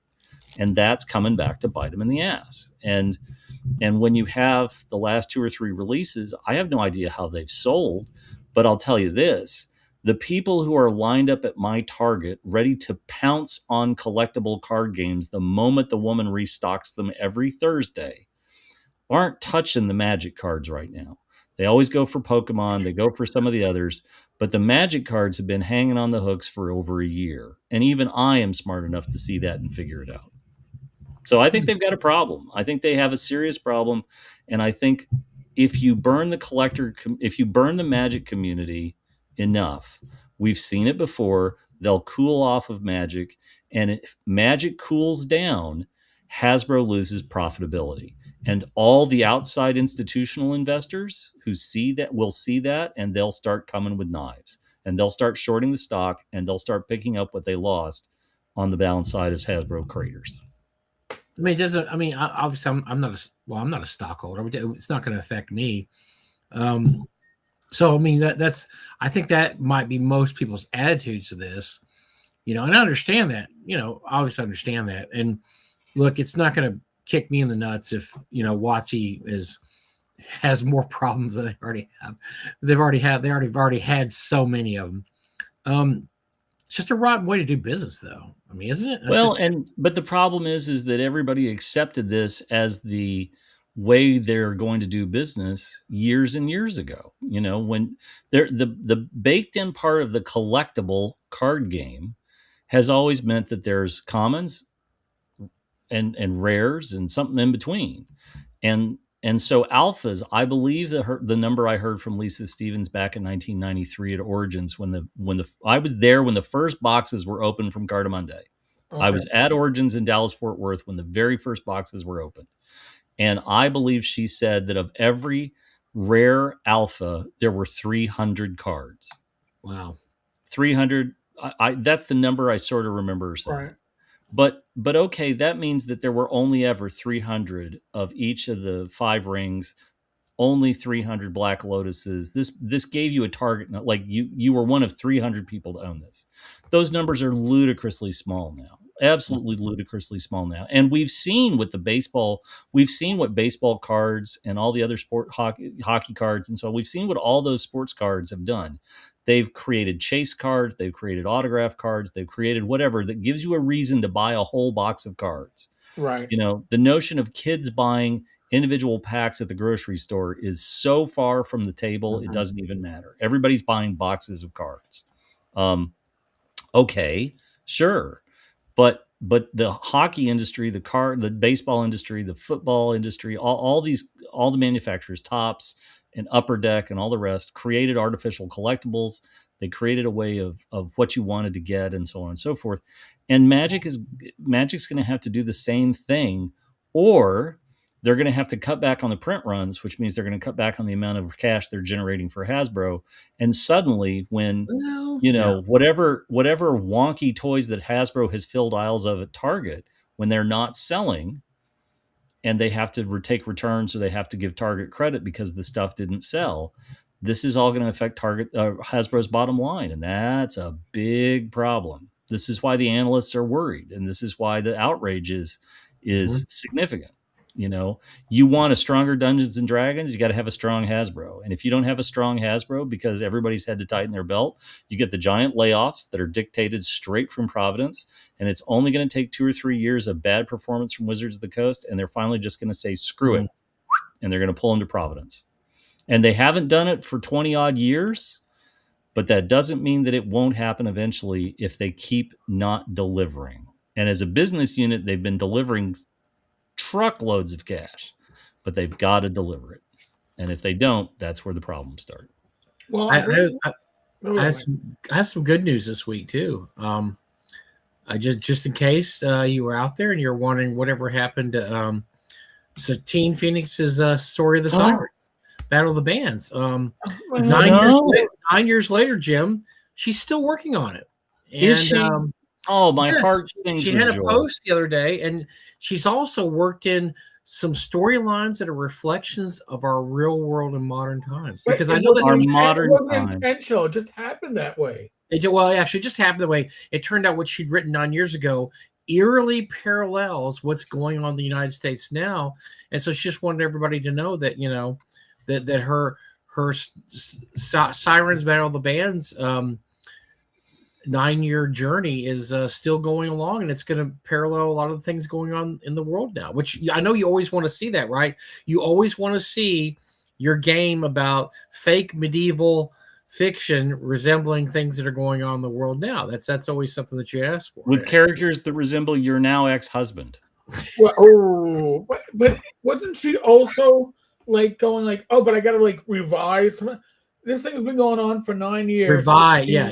She had a she post about that. Yeah. she's got to change I'm- the older stuff because it's no longer relevant. I guess. Can I just ask you a favor, Mike? If you're Sure. going to do this, if you're going to talk about this, can I just ask that we line up a university with an electron microscope so that we can try to find any part of my physical being that cares about Satine? Well, I mean, I know that it'll be small. It's going to be small. It's going to be smaller than immeasurable by humans. To be measured. I feel bad for every person that backed that Kickstarter. You know, again, another long overdue Kickstarter from somebody who doesn't seem to be able to deliver the product they promised. Right. And I feel bad. Jim, those trips, those healing trips to Bali ain't going to take themselves. Well, I mean, who pays for these healing trips to Bali? Right? Yeah, That's a great question. Undetermined and probably none of our business, really. So, you know, I think the less I know, the happier I am. You know, I wasn't a backer of her failed Kickstarter she hasn't delivered on. I was not a backer of Travel the World with Satine Phoenix, and please let the poors pay for it because I need to travel in style. You got to watch her game with Jameson, though. That's awesome. Did you? Oh my God. We would have if you hadn't been a cheapskate and funded it, Jim. We would have been able to. I suppose. I mean, my funding could have been the thing that saved their marriage, and yet it wasn't. And I cry no tears. Oh, all right. But hold on. We do have something coming up. If you missed it back in 2011. Oh. Okay, I gotta pull this up properly. There we go. Oh my God! It is returning. It's back. It is Far West. You've got about 5 days for the backer kit. I don't know if there's any changes. You can probably still get me with my wonderful. Can you scroll down so I can see what this is? Yeah, I mean, I want to see. Where's the picture of Erik doing the kung fu? You don't have that. Hold on a second. Oh, he doesn't have that. What? I'm trying. Oh, here we go. I have questions. Far West. Western Wushu mashup adventure game. Get ready for legendary status. I have my copy. It started out as D20 and then it became D6. There's nothing about on this page that tells you what's going to change between what I have and this new printing. But by the way, what I find amusing is this has been up for about, 3 weeks. There's only 36 of us watching this page. 36 of us have signed up for notifications. Me and 35 others. So it tells you how, but hey. What year did the original Far West come out, Erik? The original Far West, I believe it landed in the end of 2024. But it actually 2024. It kickstarted in 2011. Okay, there we go. That's what What was the origin point of this? It was the same year that I got married. Okay. Aw. Yes. And Erik went all in, married, and your gift was Far West. He backed it and one of his backing rewards was a portrait of him as one of the characters. Yes. And so he got that. He had that, and so for years we would post that all the time and laugh uproariously as Far West had not funded another year yet. Erik still had his picture of him going, kung fu-ing. Really? Yeah, it was pretty bad. Shall I share that on the screen? Oh, please! That's one of my favorite pictures of you.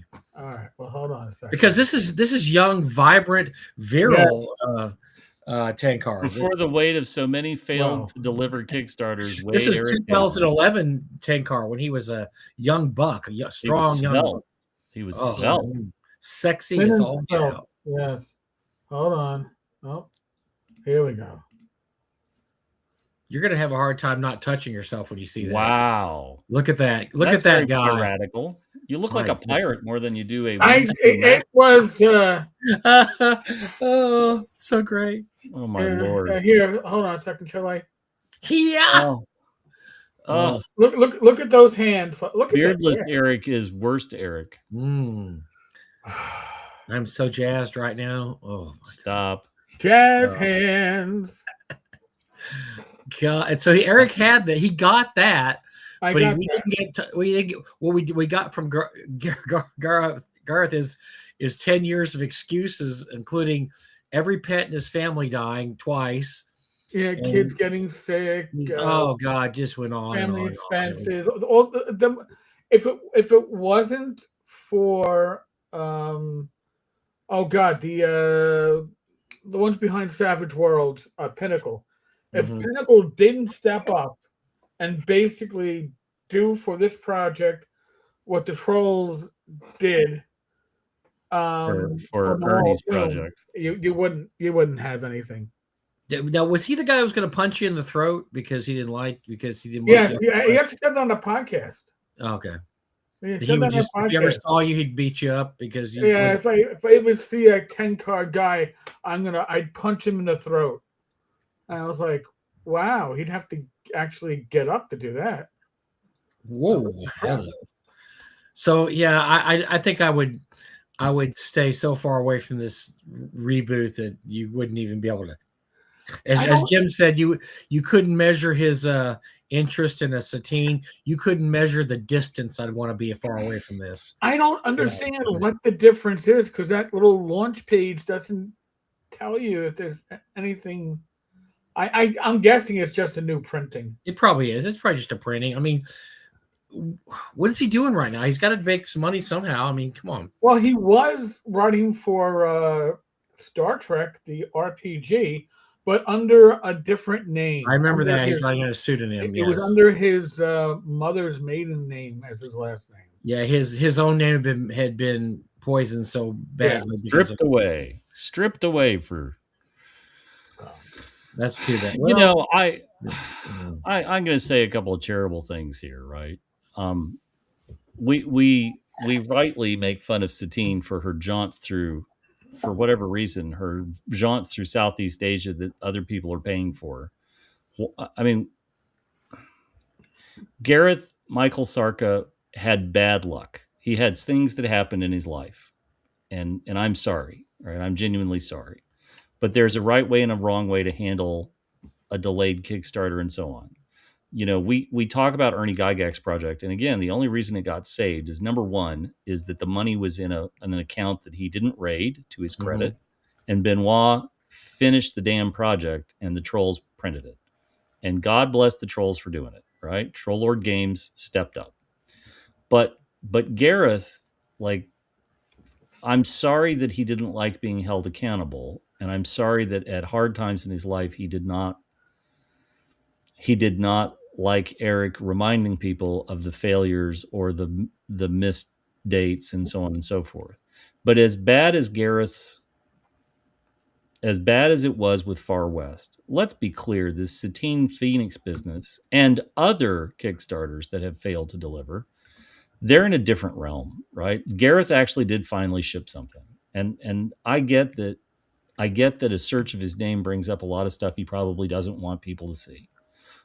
I know for a fact that I think he has a son who has challenges. I guess challenges is probably the best way to describe it. There's a lot of stress in the house when you've got a child going through stuff like that. But Satine is a grown ass adult jaunting through Southeast Asia, and she still hasn't shipped any project. She hasn't shipped the product. She hasn't shipped the project. She's updating it to reflect our modern concerns that eerily enough she predicted, and that's why she's going to change the manuscript. It's all just horseshit. It's all just horseshit. And well, I mean, look, we've said this a million times. This is true of the the American. I'm late to the Gareth Michael Sarka parade. I am, but I do know. Go ahead. Sorry, Mike. No, I was just going to say that this is just a human reaction. Is that we have this incredible capacity to forgive almost anything if someone shows humility and says they're sorry, and I'm I effed up, and I admit it, and I'm gonna own it, and what can I do going forward to be better? We have almost an infinite human capacity to forgive in those situations. And I think and this just in general, I'm not going to name any names, but in general, the worst of the Kickstarter grifters are the ones that refuse to admit fault, that make excuses, and that just blindly go through life as that, well, it's just something that happened, and I don't feel like I have to apologize for this. Matter of fact, I'm going to make a lot of excuses about why this happened. Or they go silent and they just don't answer. That might be the worst, is when they go silent and then. I mean, that's the Bob Bledsaw the second strategy of I just simply won't. I received keys to the Kickstarter and then I just don't say anything at all forever. But that's the problem with all these people that we have in common. It's not probably we don't pun intended, rag on Raggy more for his failed Kickstarter, because he's acknowledged it many times and said, look, yes, I know I haven't fulfilled this Kickstarter. I'm still working on it. Whatever. I mean, he, for his credit, I suck. And I've heard him. Yeah. And he doesn't run from it. I mean, now he's not getting it done either, which doesn't help you, James. But he's also not running from it. And he goes to conventions and he talks to people like, hey, where's that Kickstarter you promised 12 years ago? Well, here's the deal. And he will talk about it. He doesn't, I've had people, and I will not name names in the past, who have had failed Kickstarters who wanted to attend North Texas. And they asked Doug and I, can you make it so people don't ask us about that? And our answer was no. That's not our, if you want to attend our convention, you're going to have to, you're a grown ass man. You're going to have to. Here's the thing. If you have done bad things and you go out in public and you go to gaming conventions and you go to small gaming conventions like North Texas where you can't fucking hide, you better be prepared to get the bull and the horns. We told a very famous Kickstarter failure who really wanted to attend our convention, and he actually asked that. He says, is there any way you could prevent people from questioning about my Kickstarter? I just want to go to your convention and have fun. And Doug and I said no, because that once again, you're a grown-ass man, and this is something you did. You need to either face up to your problems or just realize you're probably never going to go to a convention again. And by the way, this person never did go to a convention again, because they realize that no one is going to, stand for that. No one's going to say, sure, buddy, we'll make it so nobody can ask you any questions about your failed Kickstarter. That's just not how it goes. And the best thing to do is to get ahead of this stuff, right? And just say, look, I don't have the money. And I think one of the reasons that Gareth became such a target for us was that he was so defiant in his, why he wouldn't put it out. He did not throw himself on a sword. He was defiant till it finally came out that, oh no, he told us time and time again, it's finished. It's done. It will be out in 6 months, and then 6 months later, it will be out in 6 months. Then 6 months later, it will be out in 6 months. And 6 months. I mean, on and on and on and on. With the best strategy for that is just say, look, it's going to be out when it's going to be out. I can't give you a date. I don't know when. I've had issues, and I just can't give you a timetable. Can't. And come on, right? Mike Neistel, one of the two Neistel brothers both worked at FASA back in the day, and Mike's had how many failed Kickstarters? 2, 3. I think it was 3. I think it's 3. And Mike is never going to ship those products. And why does Mike get a pass? Because he came out, and what did he say, Eric? He said, I'm terrible at this. I don't know what I was doing. Money. And yes. I screwed this up. I mean, that's falling on your sword. What are you going to do? I mean, what else can you say to the guy? Well, okay, you're what right. Pound of flesh do you want from Mike Neistel? Because you aren't going to get a pound of flesh, right? You're not. But he didn't make excuses. He didn't say the dog died and ate the homework. He just said, look, I'm a terrible businessman. I lost all the money. I'm never going to fulfill it. I'm sorry.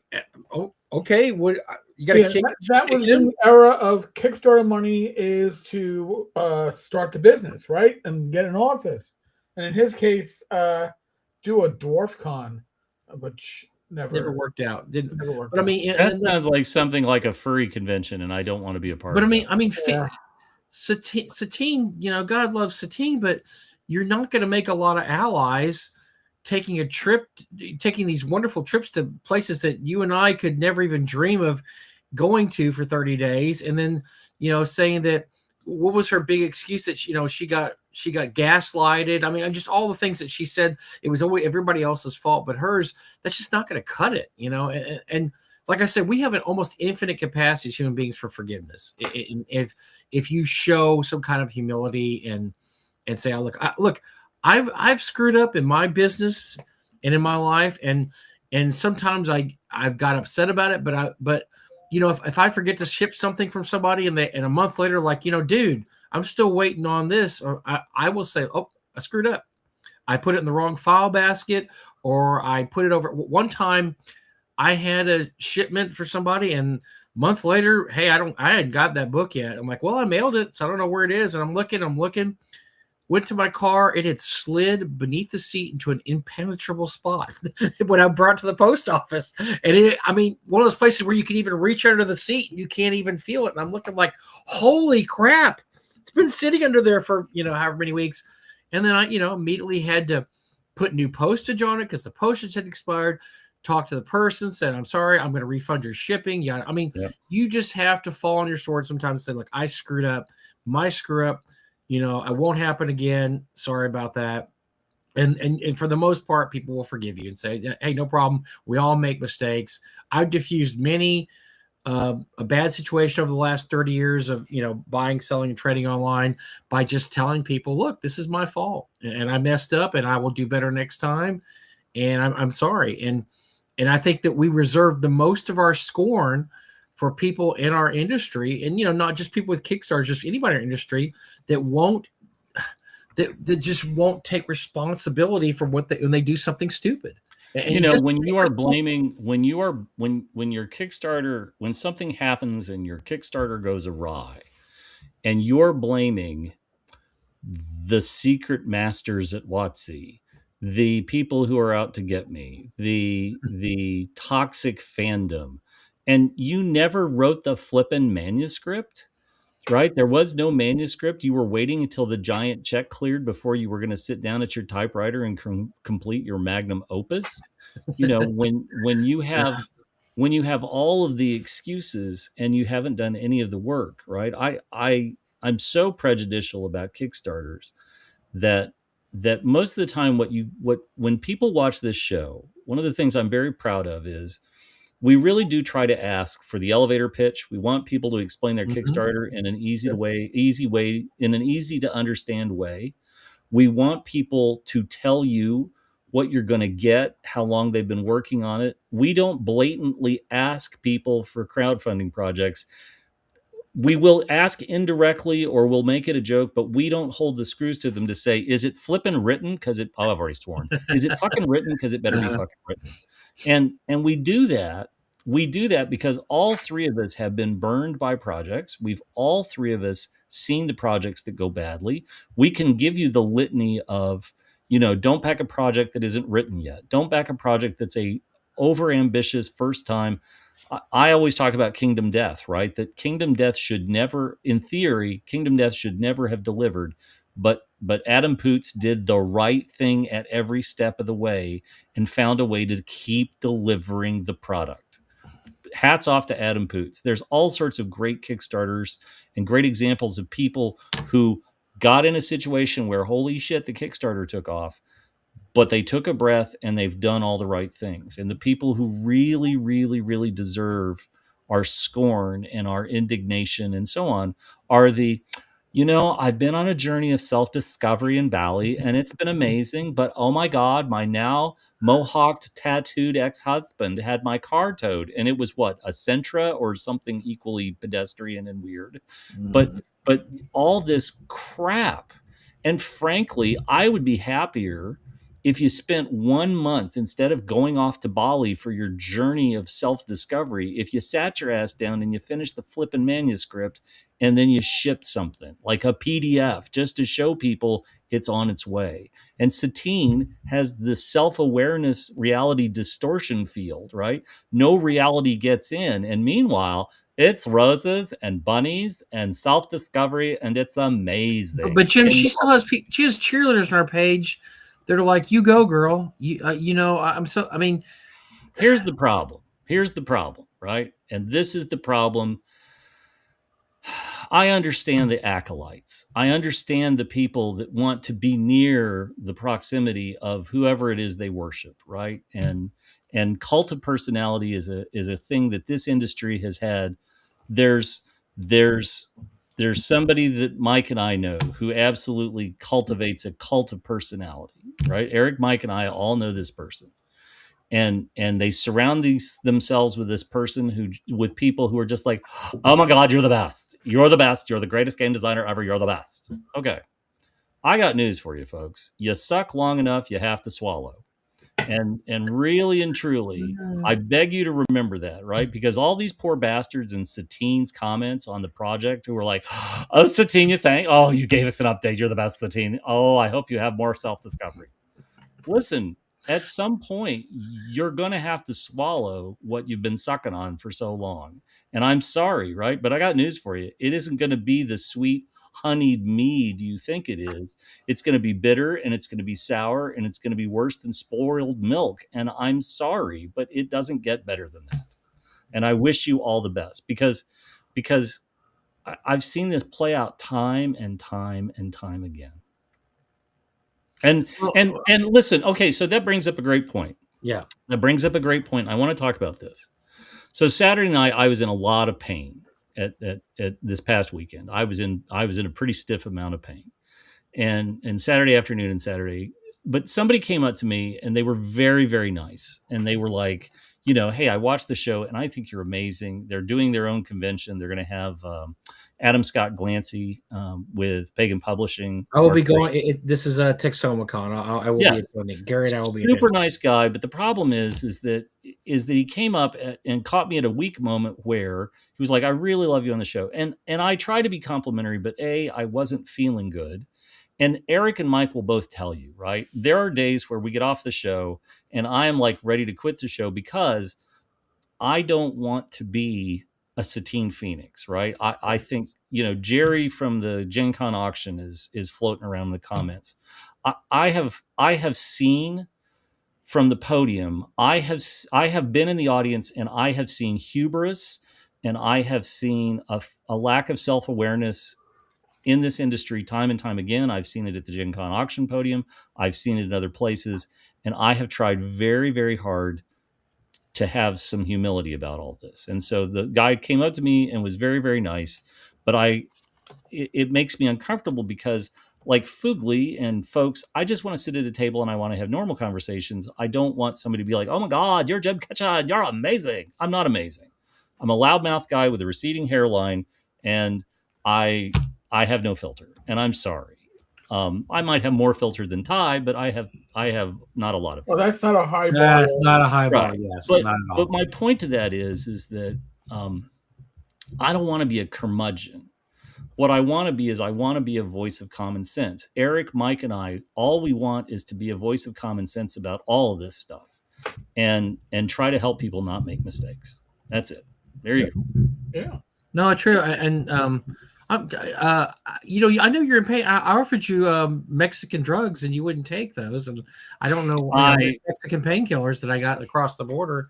I'm a little sketchy about drugs from, there's a great song and poor Mike and Erik don't ever have to listen to this, but I have an appalling amount of electronic music, both on my phone and I listen to in my car when I'm driving and so on. And one of my favorite songs of the last few years is easily Drugs from Amsterdam. If you haven't heard this song, you need to go hear this song because Can't Feel My Face, Don't Know Where I Am because I got my drugs from Amsterdam. And it's got a great book.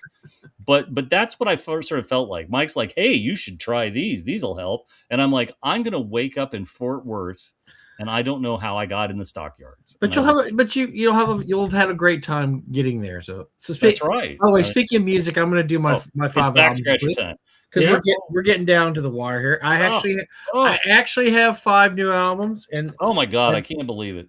So we're still working on Nuggets, which is the Nuggets 2, which is the British bands you've never heard of, 100 songs.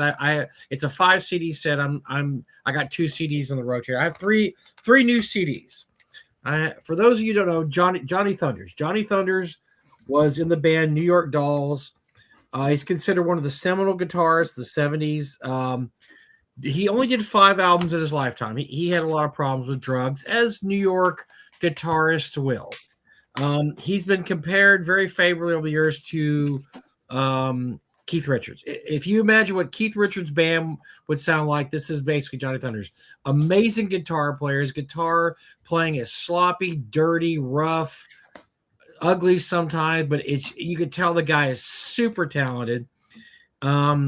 He, like I said, he had a lot of issues with drugs during his life, which unfortunately he did a lot of live shows, but very few albums, only 5 albums. But this is his first album called So Alone. Great album. Just, most of the songs are really big or great bangers, lots of great guitar stuff. If you ever heard of Johnny Thunders, by the way, of all the albums, I would just get this one. You don't need to get any other Johnny Thunders except for So Alone. It's really, really good. The band Pavement, this is their EP Watery Domestic. They have very odd names for their albums. I'm getting that. Watery Domestic. It's if you know who Pavement is, they had a couple of big hit songs in the 90s. This is one of their more little known albums. It's all right. I just pulled out a stack and threw it on there because I wanted to hear some Pavement, but they're an acquired taste, folks. If you don't like very odd alternative music, you're not going to like Pavement. Although, like I said, they had some big alternative hits. Gold Sounds is one, a couple others, but that's all right. Nothing big. This is one of my top 10 albums of all time. Teenage Fan Club, Bandwagon-esque. Teenage Fan Club was a British alternative band in the 90s. This is by far their best album. I believe it's either their first or second album. I like every single song on here. It's great stuff. If you like alternative music, they had a couple of minor hits in the 90s, and I think they were both off this album. It's just an absolutely amazing album. Great songwriting, great music playing. If Teenage Fan Club is a band that unfortunately not a lot of people know anything about nowadays because their heyday was the 90s. They come up with an album about every 2 or 3 years up until the early aughts. But Bandwagon-esque, one of my probably top 20 albums of all time. I love this thing. I can just listen to it. One of the few albums I got back in 1992, 3 that I still listen to all the time. Wow. And I'm not tired of it all.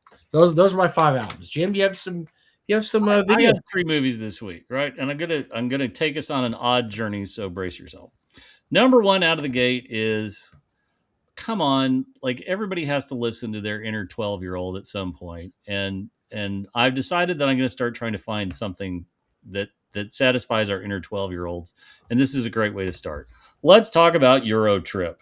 Oh my God. Oh, I love this movie. Euro Trip is one of these, there used to be a part of Hollywood that understood that you needed to have an R-rated comedy that had some element of nudity and implausible situations and laugh out loud moments. And this goes all the way back to like Mel Brooks's Young Frankenstein, Blazing Saddles. But then like in the 80s, we had Porky's, we had Joysticks, we had Ski School, we had all these others. But if you haven't watched Euro Trip, this actually holds up better than you thought. And my God, the scene with Lucy Lawless, who is the hostess at Vandersex, is without a doubt one of the greatest moments you could like. It's a great throwaway bit, but it's a wonderful parody of what it's like to go on a trip through Europe. It's got a thin plot. It's also got the late Michelle Trachtenberg. Oh, she's never looked more gorgeous in this movie. Yeah, she's really funny. Looks but great. It holds up better than you may remember it. So go look up Euro Trip.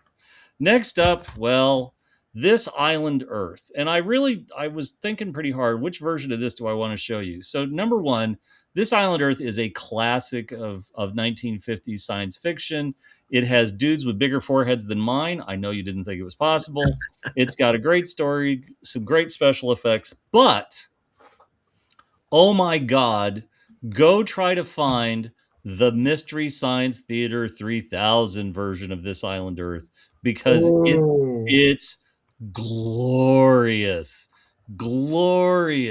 and so it's just spectacular. And yes, somebody mentioned in the comments, not Matt Damon. What's the other one from his partner in crime that was in The Rip? It's also in the Rip. Ben Affleck. It's Matt Damon. Matt Damon has a brief cameo in Euro Trip. It's great. And I can't spoil that either because it's a song that continues to putter along. Yeah. So if you can find the MST3K version of This Island Earth, and if not, this is pretty good. I'm up to a 6 or 7 head. Let's not even pretend. It's not a 4 head, and it ain't a 5 head. Lastly, just because it doesn't get enough praise, and it really is one of the greatest movies, is Pale Rider. Oh my God. Oh, and again, you don't remember how great Pale Rider is until you watch Pale Rider. And it was filmed when it was cold and wet and soggy, and you can just tell the actors are miserable. But Clint Eastwood plays another man with no name, except this time he's the devil, and it's spectacular. It's really, really just. It's got so many great. What do you call it? Like not cameos, but just bit parts. The Michael Moriarty's in it. Yes. Who else? I mean, it's just like Richard Dicer. I mean, you know all these people. Every some night, familiar.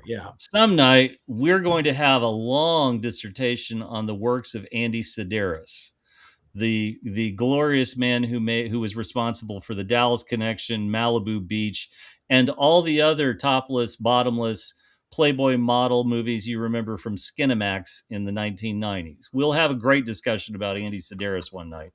But that night is not tonight. So, I haven't seen Pale Rider in quite a while. It's about time for a rewatch, I think. Yes, I think I really and truly, Pale Rider. I've been on a Western kick for a couple of years. I've got a big miniatures project that I want to finish with old buildings and so on and so forth.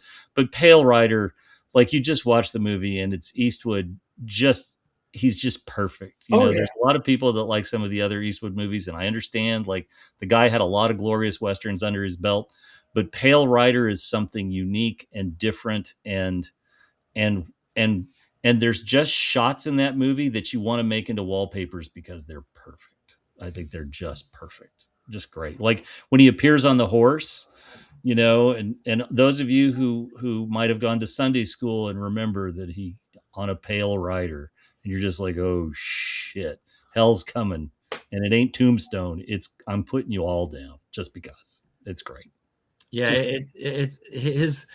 I mean, Eastwood had some great movies, but I mean, if you look at all his best stuff were westerns. And just for some reason, that genre fit him just so well. And then he obviously this and Unforgiven are two of my favorite movies with him in it. And Unforgiven is another. It's equally good, but for completely different reasons, right? And I want to say that, but let me finish with the classic Clint Eastwood story. So Clint Eastwood and Burt Reynolds were both fired from Desilu Studios on the same day at the same meeting, and the guy who fired them points at Burt Reynolds and says, "You can't act." And he points at Clint Eastwood and says, "You're funny looking, and I don't want to see either of you ever again." And he kicks him out. And as they're walking back to the parking lot, as they're walking to leave, Burt Reynolds says, "God, that is just really terrible about you."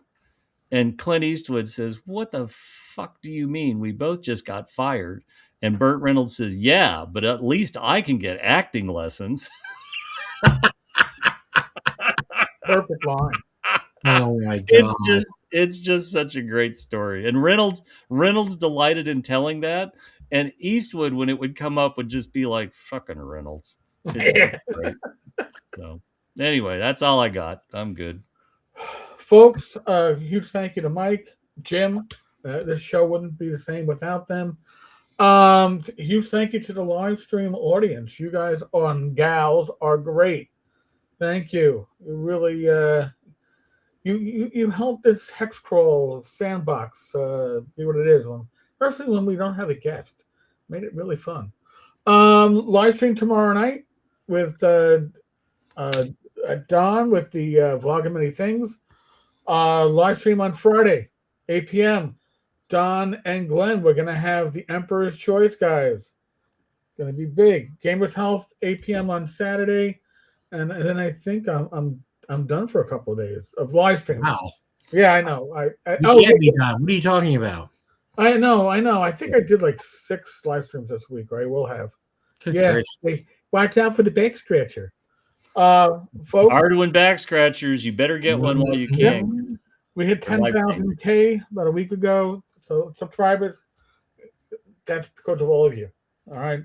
So if you like what you see, like, subscribe, but most importantly, share, pass the word on. All right, folks. We'll catch you next week.